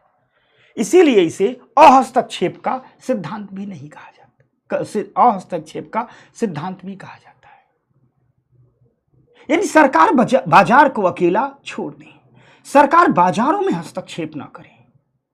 बाजारों में हस्तक्षेप करने का मतलब होता है सरकारें उत्पादन न करे, कितना उत्पादन करना है यह सरकार न तय करे, कितना वितरण करना है यह सरकार न तय करे, कितनी खपत मूल्य कितना है यह सरकार न करे। इस मामले में बाजार में हस्तक्षेप न करे। अर्थात सरकारें ठीक उत्पादन, वितरण, खपत, मूल्य यानी कीमत, इन सब में हस्तक्षेप न करें, इन सब में हस्तक्षेप न करें। यह सब बाजार के उपकरण है। तो इस उत्पादन, वितरण, खपत और कीमत का निर्णय कौन लेगा? तो पूंजीवादी कहते हैं इनका निर्णय खुद बाजार लेगा, खुद बाजार लेगा, अर्थात प्राइवेट सेक्टर लेगा, प्राइवेट सेक्टर लेगा। तो लोगों ने कहा फिर सरकार क्या करेगी? तो पूंजीवादियों ने कहा कि सरकार बाजारों के संचालन के लिए काम करेगी। जैसे सरकार कानून व्यवस्था का काम करेगी ताकि बाजार अच्छे रूप से चल सके। ऐसा ना हो कि कोई व्यापारी ने खूब व्यापार करके पैसा कमाए तो कोई आके लूट लिया। सरकारें कानून व्यवस्था बनाएगी, सरकारें बाजार के लिए इंफ्रास्ट्रक्चर तैयार करेंगी, सरकार सड़क बनाएगी, रेलवे बनाएगी, पुल बनाएगी ताकि बाजार विकास हो। सरकार पीने का पानी, शिक्षा, स्वास्थ्य देखेगी, लेकिन बाजार को बाजार के हवाले छोड़ दिया जाएगा। इसीलिए कहा गया laissez faire leave alone, laissez faire इस कहा गया इसीलिए कि बाजार को बाजार के हवाले छोड़ दीजिए, बाजार को बाजार के हवाले छोड़ दीजिए, बाजार को बाजार के हवाले छोड़ दीजिए, बाजार को बाजार के हवाले छोड़ दीजिए। क्या कीजिए? बाजार को बाजार के हवाले छोड़ दीजिए, बाजार खुद अपना निर्णय ले लेगा। यह पूंजीवाद का सिद्धांत है जिसे लेसेज फेयर कहते हैं। अर्थात लेसेज फेयर फ्रेंच भाषा का शब्द है जिसका अंग्रेजी होता है लीव एलोन, जिसका मतलब होता है अकेला छोड़ दीजिए। यानी सरकारें बाजार में हस्तक्षेप नहीं करेंगी।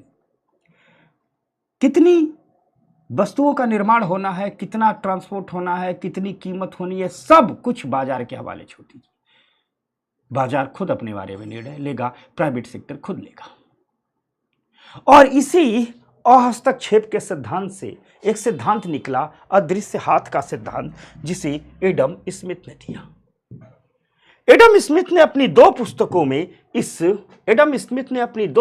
में इस अदृश्य हाथ की चर्चा की है। एक पुस्तक है the theory of moral sentiment और एक पुस्तक है an inquiry into the nature and causes of the wealth of nations. इन दोनों में उसने अदृश्य हाथ, इनविजुअल हैंड की बात की है। बड़ा मजेदार सा एक कॉन्सेप्ट है। इसको हम पढ़ाएंगे, जब पूंजीवाद पढ़ाएंगे, समाजवाद पढ़ाएंगे, मिश्रित अर्थव्यवस्था पढ़ाएंगे, पूंजीवाद की 4 विशेषताएं बताएंगे, जिसमें 2 विशेषताएं लेसेज फेयर और इनविजुअल हैंड भी रहेगा। लेकिन यहां कुछ छोटी छोटी बातें करनी जरूरी है। अभी एक बार ये सारी चीजें फिर आएंगी जब हम विचारधाराओं के आधार पर अर्थव्यवस्था को पढ़ेंगे। लेकिन यह छोटी छोटी बातों के रूप में आइए तो शॉर्टकट में हम बातें कर रहे हैं। तो क्या है इनविजुअल हैंड, क्या है अदृश्य हाथ? आप लोगों ने एक बात गौर की है, कोई कहता है ना, अरे आपके ऊपर हमारा हाथ है, या कहता है आपके साथ हमारा हाथ है, इसका मतलब हम आपकी मदद करेंगे, यही ना है। अब कहते हो, लोग कहते ना, अरे विधायक जी का हाथ हमारे साथ है, मतलब विधायक जी हमारी हाथ मदद करेंगे, कहते हैं ना। सांसद जी का हाथ हमारे साथ है, कलेक्टर साहब का हाथ हमारे साथ है, मतलब वो मदद करेंगे। ये तो एक बात रही, लेकिन यहां बात हो रही है इनविजुअल हैंड, यानी मदद कर रहे हैं, हाथ है लेकिन हाथ दिख नहीं रहा, इसका मतलब मदद कर रहे हैं, लेकिन मदद इसलिए नहीं कर रहे हैं कि मदद करना चाह रहे हैं, मदद हो जा रही है। यानी जब हम कहते हैं हम किसी की मदद कर रहे हैं, तो हम कहते हैं हमारा हाथ उनके साथ है, लेकिन हम मदद कर नहीं रहे हैं, हम कर रहे हैं अपना काम, हम कर रहे हैं अपना काम, हम सिर्फ अपने लिए काम कर रहे हैं, अपने प्रॉफिट के लिए काम कर रहे हैं, लेकिन मदद हो जा रही है दूसरे की, तो हम कहेंगे जिसकी जिसकी मदद हो रही है, हम कहेंगे उसके के साथ हमारा इनविजिबल हैंड है। इसको थोड़ा इकोनॉमी की भाषा में समझते हैं, एडम स्मिथ के शब्दों में समझते हैं। तो आइए इनविजिबल हैंड को समझते हैं। इनविजुअल हैंड को समझते हैं। कहां गया ये इनविजुअल हैंड?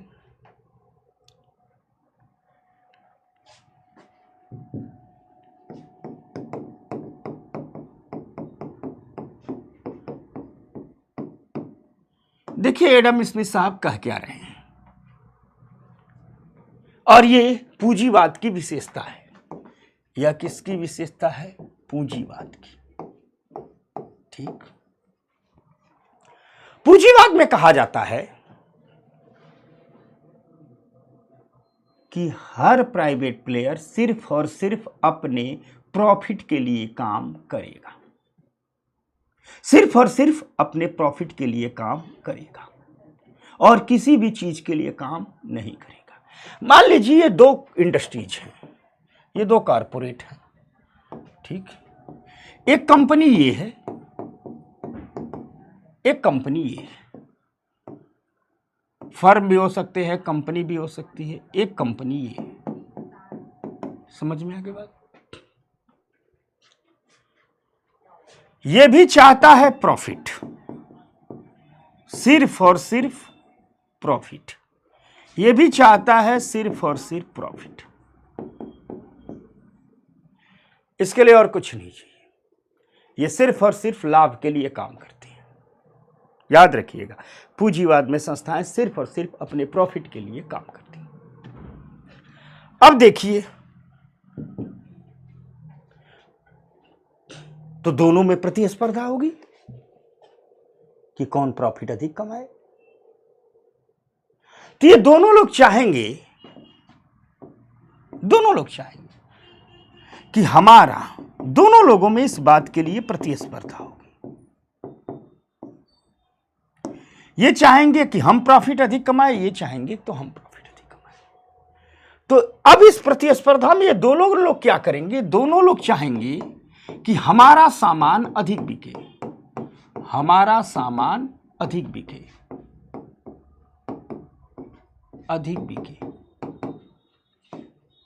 और इसके लिए ये लोग सामान को अच्छा बनाएंगे, वस्तुओं को अच्छा बनाएंगे, वस्तुओं को सस्ता बनाएंगे, अच्छा भी हो सस्ता हो गया। और इसके लिए ये लोग क्या करेंगे? अपने यहां ढेर सारी टेक्नोलॉजी पर रिसर्च करेंगे, टेक्नोलॉजी पर रिसर्च करेंगे, अपने यहां बेहतर प्रबंधन करेंगे, बेहतर प्रबंधन लाएंगे, बेहतर मार्केटिंग करेंगे, बेहतर मार्केटिंग करेंगे। अब सारी कंपनियां अपने यहां टेक्नोलॉजी पर रिसर्च कर रही हैं, प्रबंधन पर रिसर्च कर रही हैं, मार्केटिंग पर रिसर्च कर रही हैं, सारी कर रही हैं। तो धीरे धीरे पूरे के पूरे मार्केट में ढेर सारी टेक्नोलॉजी आएगी, टेक्नोलॉजी आएगी, बेहतर प्रबंधन प्रथाएं आएंगी, बेहतर प्रबंधन तंत्र आएगा, बेहतर प्रबंधन, बेहतर मार्केटिंग तंत्र आएगा।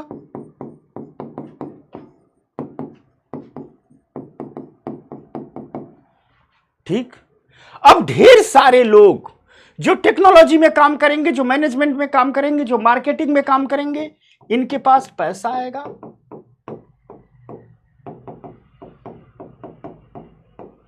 इनका जीवन स्तर बढ़ेगा,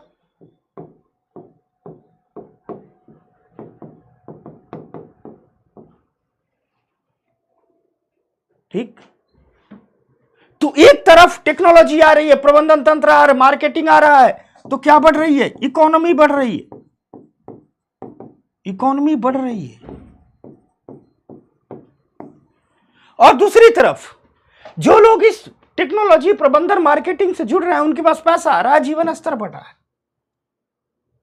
तो अन्य लोग भी कहेंगे अरे फलाने आदमी का बच्चा पढ़ लिया, बीटेक कर लिया, एमटेक कर लिया, इंजीनियरिंग कर लिया, एमबीए कर लिया, मैनेजमेंट कर लिया, पैसा कमा लिया, जीवन स्तर बढ़ गया, तो क्यों ना हम लोग भी अपने बच्चों की पढ़ाई पर, अपने बच्चों की शिक्षा पर, अपने बच्चों के स्वास्थ्य पर निवेश करें। तो ढेर सारे लोग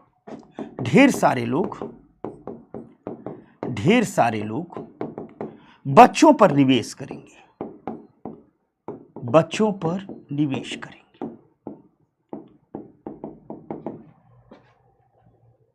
धीरे धीरे आप देखेंगे कि एक ऐसे समाज का निर्माण होगा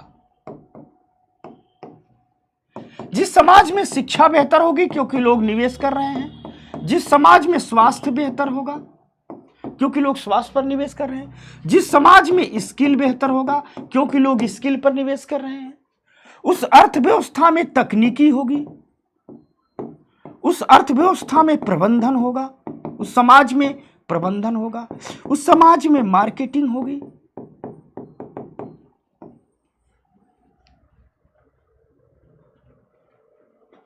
ठीक।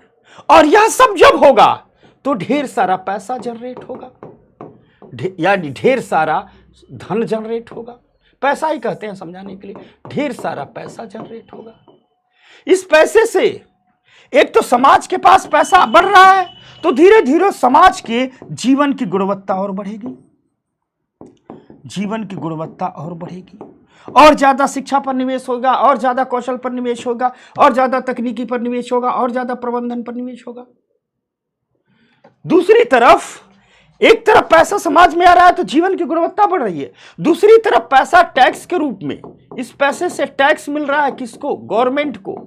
तो गवर्नमेंट भी समाज के कल्याण पर खर्च कर रही है, समाज के कल्याण पर खर्च। गवर्नमेंट भी बेहतर सड़कें बता रही है, बेहतर रेलवे ला रही है, बेहतर एयरपोर्ट ला रही है, बेहतर स्कूल खोल रही है, बेहतर इंफ्रास्ट्रक्चर ला रही है, बेहतर पीने का पानी, सारा सिस्टम ला रहा है। यानी एक ऐसा समाज बन रहा है जिस समाज में शिक्षा है, स्वास्थ्य है, स्किल है, तकनीकी है, प्रबंधन है, जीवन की गुणवत्ता है, सोशल वेलफेयर हो रहा है, ये सब हो रहा है। क्यों हो रहा है? क्योंकि पूंजीपति आपस में प्रतिस्पर्धा कर रहे हैं। यानी कंपनियों ने तो अपने लाभ के लिए प्रतिस्पर्धा की, कंपनियों में प्रतिस्पर्धा हुई, किसके लिए?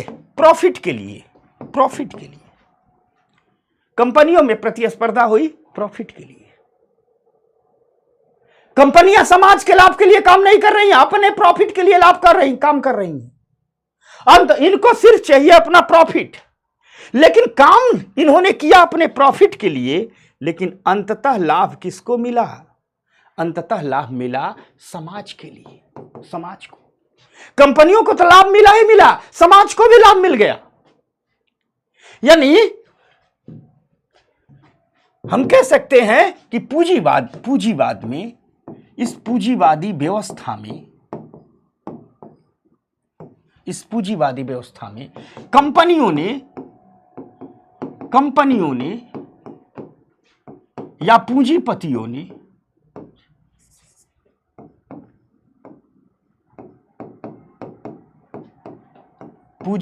ने अपने लाभ के लिए काम किया, अपने प्रॉफिट के लिए काम किया, अपने लाभ के लिए काम किया,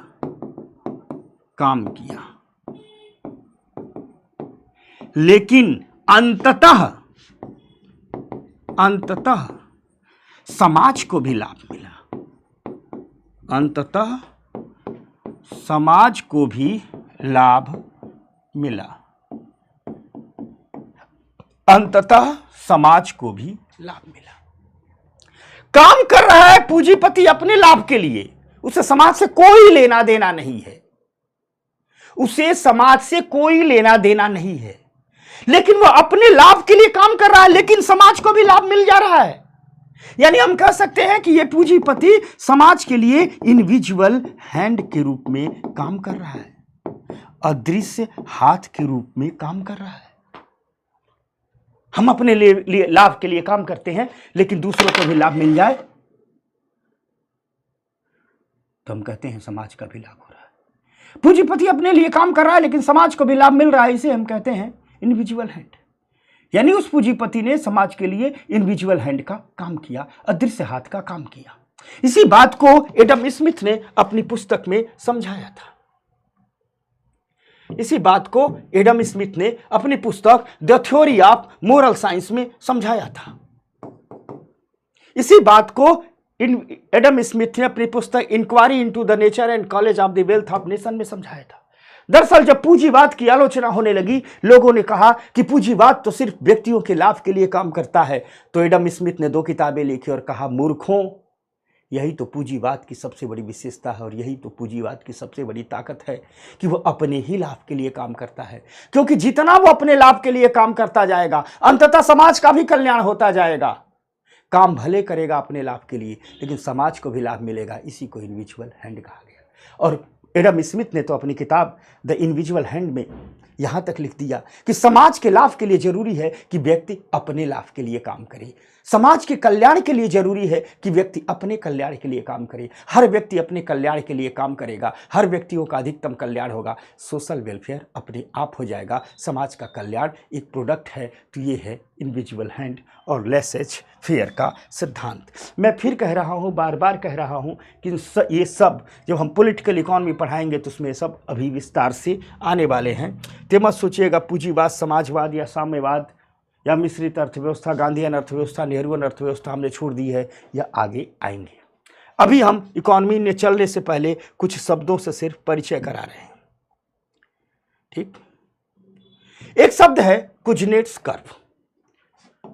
ठीक, कुजनेट्स कर्व, कुजनेट्स वक्र।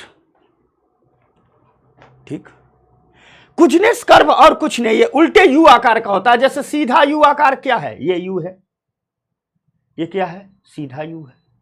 लेकिन इसी यू को उल्टा बना दिया जाए, इसी यू को उल्टा बना दिया जाए, ये उल्टा यू हो गया। कुजनेट्स कर्व कुछ यही है। तो ये क्या है, उल्टे यू आकार का है ना। वक्र का आकार क्या है, उल्टा यू है। तो कुजनेट्स कर्व उल्टा यू आकार का होता है। यह असमानता और आर्थिक विकास के बीच संबंध को दर्शाता है। ठीक, कुजनेट्स कर्व कहता है कि जैसे जैसे इकोनॉमी ग्रो होती है, इकोनॉमी आगे बढ़ रही है, तो शुरुआत में असमानता बहुत तेजी से बढ़ेगी। शुरुआत में असमानता बहुत तेजी से बढ़ेगी। इकोनॉमी एक पीक पर बढ़ रही है आगे। एक समय आएगा जब असमानता एकदम पीक पर है, बहुत तेजी से बढ़ रही है। लेकिन जब इकोनॉमी अपने पीक पर पहुंचेगी तो धीरे धीरे देखा क्या जाएगा कि जो असमानता बढ़ रही थी वह असमानता कम होने लगी। और जैसे जैसे अर्थव्यवस्था विकसित होगी, यहां आकर के पूरी अर्थव्यवस्था डेवलप हो जाएगी, तो असमानता भी निम्न हो जाएगी। इसे कुजनेट से कर्व के माध्यम से समझाया। कुजनेट से कहा कि जब देश विकास की यात्रा शुरू करते हैं, विकासशील रहते हैं, तो उसमें असमानता बढ़ती है। लेकिन यह देश जब धीरे धीरे आगे जैसे बढ़ते हैं, एक दिन असमानता कम होने लगती है। जब देश विकसित बन जाता है तो असमानता अपने आप कम हो जाती है। इसके लिए कुजनेट ने यूरोप और अमेरिका का उदाहरण भी बताया। यूरोप और अमेरिका ने जब अपने विकास की यात्रा शुरू की थी, शुरू में जो औद्योगिक क्रांति आई, पूंजीवाद आया, तो वहाँ असमानता बहुत तेजी से बढ़ी। उन्हीं असमानताओं का परिणाम था साम्यवादी क्रांति, समाजवादी क्रांति। लेकिन कुजनेट ने समझाया कि यूरोप और अमेरिका का उदाहरण देख लीजिए। शुरू में जिन देशों में असमानता बढ़ी, लेकिन उन्होंने अपने आर्थिक विकास को रोका नहीं, आर्थिक विकास चलता रहा। तो एक दिन आया जब आर्थिक विकास शिखर पर पहुंचा तो धीरे धीरे असमानता कम होने लगी। इसी को कहते हैं कुजनेट्स कर्व। अर्थात कुजनेट्स कर्व और कुछ नहीं, असमानता और आर्थिक विकास के बीच संबंध को दर्शाता है। कुजनेट्स कर्व कहता है कि जैसे जैसे आर्थिक विकास, प्रारंभिक चरणों में जब आर्थिक विकास अधिक होता है तो वह असमानता की ओर ले जाता है, ठीक। लेकिन जैसे जैसे आर्थिक विकास बढ़ता है, विभिन्न आर्थिक नीतियों का हम पालन करते हैं, तो बाद के चरण में जब अर्थव्यवस्था विकसित हो जाती है तो यह असमानता कम हो जाती है। इसे कुजनेट्स का कर्व कहते हैं, ठीक। एक शब्द ये हो गया कुजनेट्स कर्व। एक शब्द है मितव्ययिता का विरोधाभास, ठीक। यह एक अर्थशास्त्री थे John Maynard Keynes. John Maynard Keynes ने मितव्ययिता का विरोधाभास दिया। कीन्स कहता है कि लोग समझते हैं कि हम बचत कर रहे हैं तो अर्थव्यवस्था का भला होगा। कम खर्चा करो, लोग कहते हैं ना, कम खर्चा करो पैसा बचाओ, कम खर्चा करो पैसा बचाओ, कम खर्चा करो पैसा बचाओ, तो उसके हित में भले ही हो जाए, लेकिन संपूर्ण अर्थव्यवस्था को उससे नुकसान होता है। कीन्स कहता है कि जो व्यक्तिगत बचत होती है यह आर्थिक विकास के लिए हानिकारक होती है। कीन्स कहता है जब सब लोग बचत करेंगे, खरीदारी नहीं करेंगे तो मार्केट में डिमांड नहीं होगा, और जब डिमांड नहीं होगा तो प्रोडक्शन कम हो जाएगा, वस्तुएं जो बनी है बिकी ही नहीं है और अर्थव्यवस्था में मंदी आ जाएगी। और इस मंदी के दौरान व्यक्ति अधिक बचत करने की कोशिश करने लगेगा और अंततः जो अर्थव्यवस्था में कुल मांग है उसमें गिरावट आ जाएगी। इसलिए बचत आर्थिक विकास में गिरावट की ओर ले जाता है। इसे कहते हैं मितव्ययिता का विरोधाभास। यानी समाज का मुहावरा है, हम लोग किसी को समझाते क्या कहते हैं, अरे सब कमा रहे हो खर्च मत करो, सब कमा रहे हो खर्च मत करो। लेकिन संपूर्ण अर्थव्यवस्था के लिए कीन्स कहता है ठीक नहीं है। सब लोग बचता करेंगे तो खरीदारी कौन करेगा, जब खरीदारी लोग नहीं करेंगे, खर्च नहीं करेंगे तो प्रोडक्शन क्यों होगा। तो इसे कहते हैं मितव्ययिता का विरोधाभास।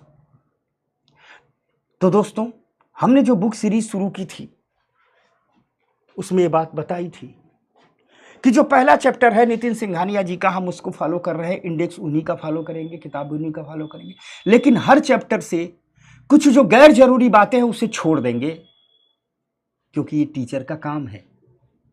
टीचर का काम है किताब और विद्यार्थी के बीच आके खड़ा हो जाना। टीचर का काम है समझना बात को, ठीक। ये है बुक, ये है बुक किताब, और ये है विद्यार्थी, स्वस्थ मोटा ताजा विद्यार्थी है, विद्यार्थी।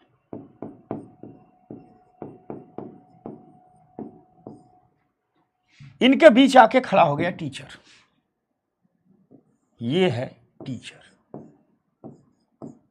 इसकी आंख पर चश्मा लगा देते हैं, बन नहीं पा रहे। ये है टीचर, शिक्षक।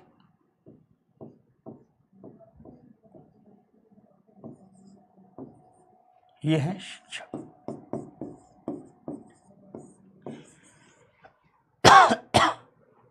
रोल तो बहुत बड़ा है शिक्षक का।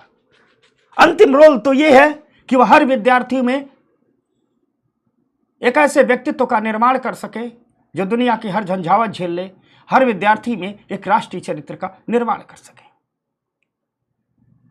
सिकंदर आया तो अपने गुरु अरस्तु से मिलने गया, कहा हिंदुस्तान पर आक्रमण करने जा रहा हूं, वहां से लेके आपके लिए क्या लाऊंगा, आप गुरु हैं मेरे। तो अरस्तु ने कहा तक्षशिला विश्वविद्यालय से 100-200 शिक्षक लेकर के आना, 100-200 शिक्षक लेकर के आना। यही अनूठा है जो भारत में है। सिकंदर आता है, सिकंदर के लोग तक्षशिला विश्वविद्यालय जाते हैं। जब उस क्षेत्र पर सिकंदर का अधिकार हो गया तो सिकंदर ने कहा जाओ तक्षशिला विश्वविद्यालय के शिक्षक लाओ। तो आते हैं, कहते हैं चलो हमारे साथ। शिक्षक कहते हैं हम नहीं जाएंगे।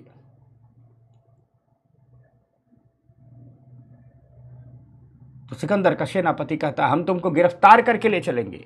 तो शिक्षक कहते हैं हम तो शरीर है ही नहीं, हम तो आत्मा है। तक्षशिला विश्वविद्यालय के शिक्षकों ने कहा कि हम तो शरीर है ही नहीं, हम तो आत्मा है। जब सिकंदर के सेनापतियों ने सुना तो सर पकड़ के बैठ गए कि किससे पाला पड़ गया। दिख रहा है शरीर है, कह रहा है आत्मा है। वो समझ नहीं पाया कि भारत में शिक्षक का मतलब क्या होता है। शिक्षकों ने कहा हम तो शरीर से कभी का मुक्त हो चुके हैं, क्योंकि हम व्यक्तिगत लोभ की कामना से मुक्त हो चुके हैं। हमारा तो अब जीवन का उद्देश्य बन चुका है सर्वे भवन्तु सुखिनः सर्वे सन्तु निरामयाः। तो हम व्यक्ति का, हम तो आत्मा है, और आत्मा को क्या कैद करोगे। लेकिन शिक्षक के सेनापतियों ने 150 शिक्षकों को कैद किया। तो शिक्षकों को जब ले गए तो शिक्षकों ने पूछा ले कहां जा रहे हो। तो कहा कि तुम्हें ले चल करके हमारे यूनान चलना है, वहां के विद्यार्थियों को पढ़ाना है। तो शिक्षकों ने कहा कि हमारा तो काम ही है संपूर्ण मानव जाति को पढ़ाना, लेकिन हम एक राष्ट्र के निवासी भी हैं। आज तुम हमारे राष्ट्र के लिए आक्रमण करता हो। आज अगर हम तुम्हारा साथ देंगे तो हम राष्ट्रद्रोही कहे जाएंगे। तुम हमें सोने चांदी हीरे जवाहरात कुछ से भी तौल दो, दुश्मन देश के लिए काम तो नहीं करेंगे, तुम्हारे लोगों को शिक्षित तो नहीं करेंगे। शिक्षकों ने कहा कि तुम दोस्त बन के आए होते, मित्र बन के आए होते, ज्ञान के पिपासु बन के आए होते, तो हिंदुस्तान की धरती तो कहती है कि सर्वे भवन्तु सुखिनः सर्वे सन्तु निरामयाः सर्वे भवन्तु धनिनः, कि सभी सुखी होने चाहिए, सभी स्वस्थ होने चाहिए, सभी धनी होने चाहिए। हिंदुस्तान के जीवन मूल्यों ने तो कभी किसी खास की बात की ही नहीं, उन्होंने तो सबकी बात की। तो शिक्षकों ने कहा लेकिन आज तुम हमारे शत्रु हो, आज हमारे राष्ट्र की बात है। जब जोर जबरदस्ती की गई तो उन शिक्षकों ने भूखा रहना शुरू किया, अन्न और जल का त्याग कर दिया, अन्न और जल का त्याग कर दिया। और ये दुनिया के इतिहास की पहली भूख हड़ताल है। अन्न और जल का त्याग करके उन शिक्षकों ने अपने प्राण त्याग दिए, लेकिन सिकंदर की गुलामी स्वीकार नहीं की। यह है हिंदुस्तान की शिक्षक परंपरा। इसीलिए कहा गया हमारे यहाँ गुरु ब्रह्मा गुरु विष्णु तस्मै श्री गुरु नमः। तो शिक्षक का तो काम है मनुष्य के समस्त कल्याण का मार्ग प्रशस्त करना, हर विद्यार्थी में राष्ट्रीय चरित्र का निर्माण करना। लेकिन अगर हम यहाँ पढ़ाई लिखाई के दौर की बात करें तो आज एक साधारण सा बात है, जब हम आपको किसी कंपटीशन के लिए पढ़ाते हैं, जब हम आपको किसी एग्जाम के लिए पढ़ाते हैं, तो शिक्षक का रोल है इस किताब और विद्यार्थी के बीच में आकर के खड़े होना। इस किताब से जो एग्जाम के लायक, जो अच्छी बातें, ठीक वाली बातें होंगी उनको लेना, इस एग्जाम के लिए जो ठीक वाली बातें होंगी, जो अच्छी वाली बातें होंगी, वो किताबों से लेना, किताबों से निकालना, और उसे आप तक इनलाइटमेंट के रूप में, आप तक एक प्रकाश के रूप में, आप तक एक प्रकाश पुंज के रूप में, आप तक एक ज्ञान के रूप में पहुंचा देना, ताकि आप इस ज्ञान से प्रकाशित हो जाए, आपका इनलाइटमेंट हो जाए और आपके जीवन और आपके सपने पूरे हो जाए। ये संभव बैच में मैं इकोनॉमी के साथ यही करने की कोशिश करूंगा। जो एक किताब है इसमें से कुछ चीज छोड़ूंगा और कुछ चीजें जोड़ूंगा। हो सकता है नितिन सिंघानिया से कुछ चीजें छोड़ने लायक हो, जैसे इसी चैप्टर से हमने कुछ चीजें छोड़ दी। आगे के चैप्टरों में ढेर सारी चीजें जोड़ूंगा। कुछ बातें श्री राम रंगम की किताब में अच्छी हैं, कुछ बातें उमा कपिला की किताब में अच्छी हैं, कुछ बातें दत्त सुंदरम में अच्छी हैं, कुछ बातें मिश्रापुरी में अच्छी हैं, कुछ बातें संजीव सर की किताब में अच्छी है। तो बेस रहेगा नितिन सिंघानिया, लेकिन इन किताबों से चीजें जोड़ूंगा, तो जोड़ करके इन किताबों के ज्ञान को आप तक ले जाऊंगा। आपका एनलाइटमेंट सुनिश्चित होगा। इकोनॉमी आपके लिए बहुत आसान होगी, बहुत कल्याणकारी होगी। तो इकोनॉमी की चिंता छोड़ दीजिए। हम संभव बैच में बुक सीरीज शुरू करने जा रहे हैं। पहले चैप्टर में इकोनॉमी में कुछ शब्दों से परिचय कराया जाता है, उस परिचय को हमने करा दिया। तो कुछ शब्दों से परिचय कर लीजिए। ये सीरीज शुरू हो चुकी है, पहला चैप्टर है। मुझे उम्मीद है कि सीरीज को आप लोग बहुत सारा प्यार देंगे, बहुत सारा प्यार देंगे। तो पढ़िएगा और हमें बताइएगा भी आपके प्यार का इंतजार रहेगा। हम इंतजार करेंगे आपके प्यार का। तो पहला चैप्टर पढ़िए, दूसरे चैप्टर के साथ हम बहुत जल्द आ रहे हैं। तब तक के लिए नमस्कार, धन्यवाद, अभिवादन स्वीकार करें लोकेश त्रिपाठी की ओर से।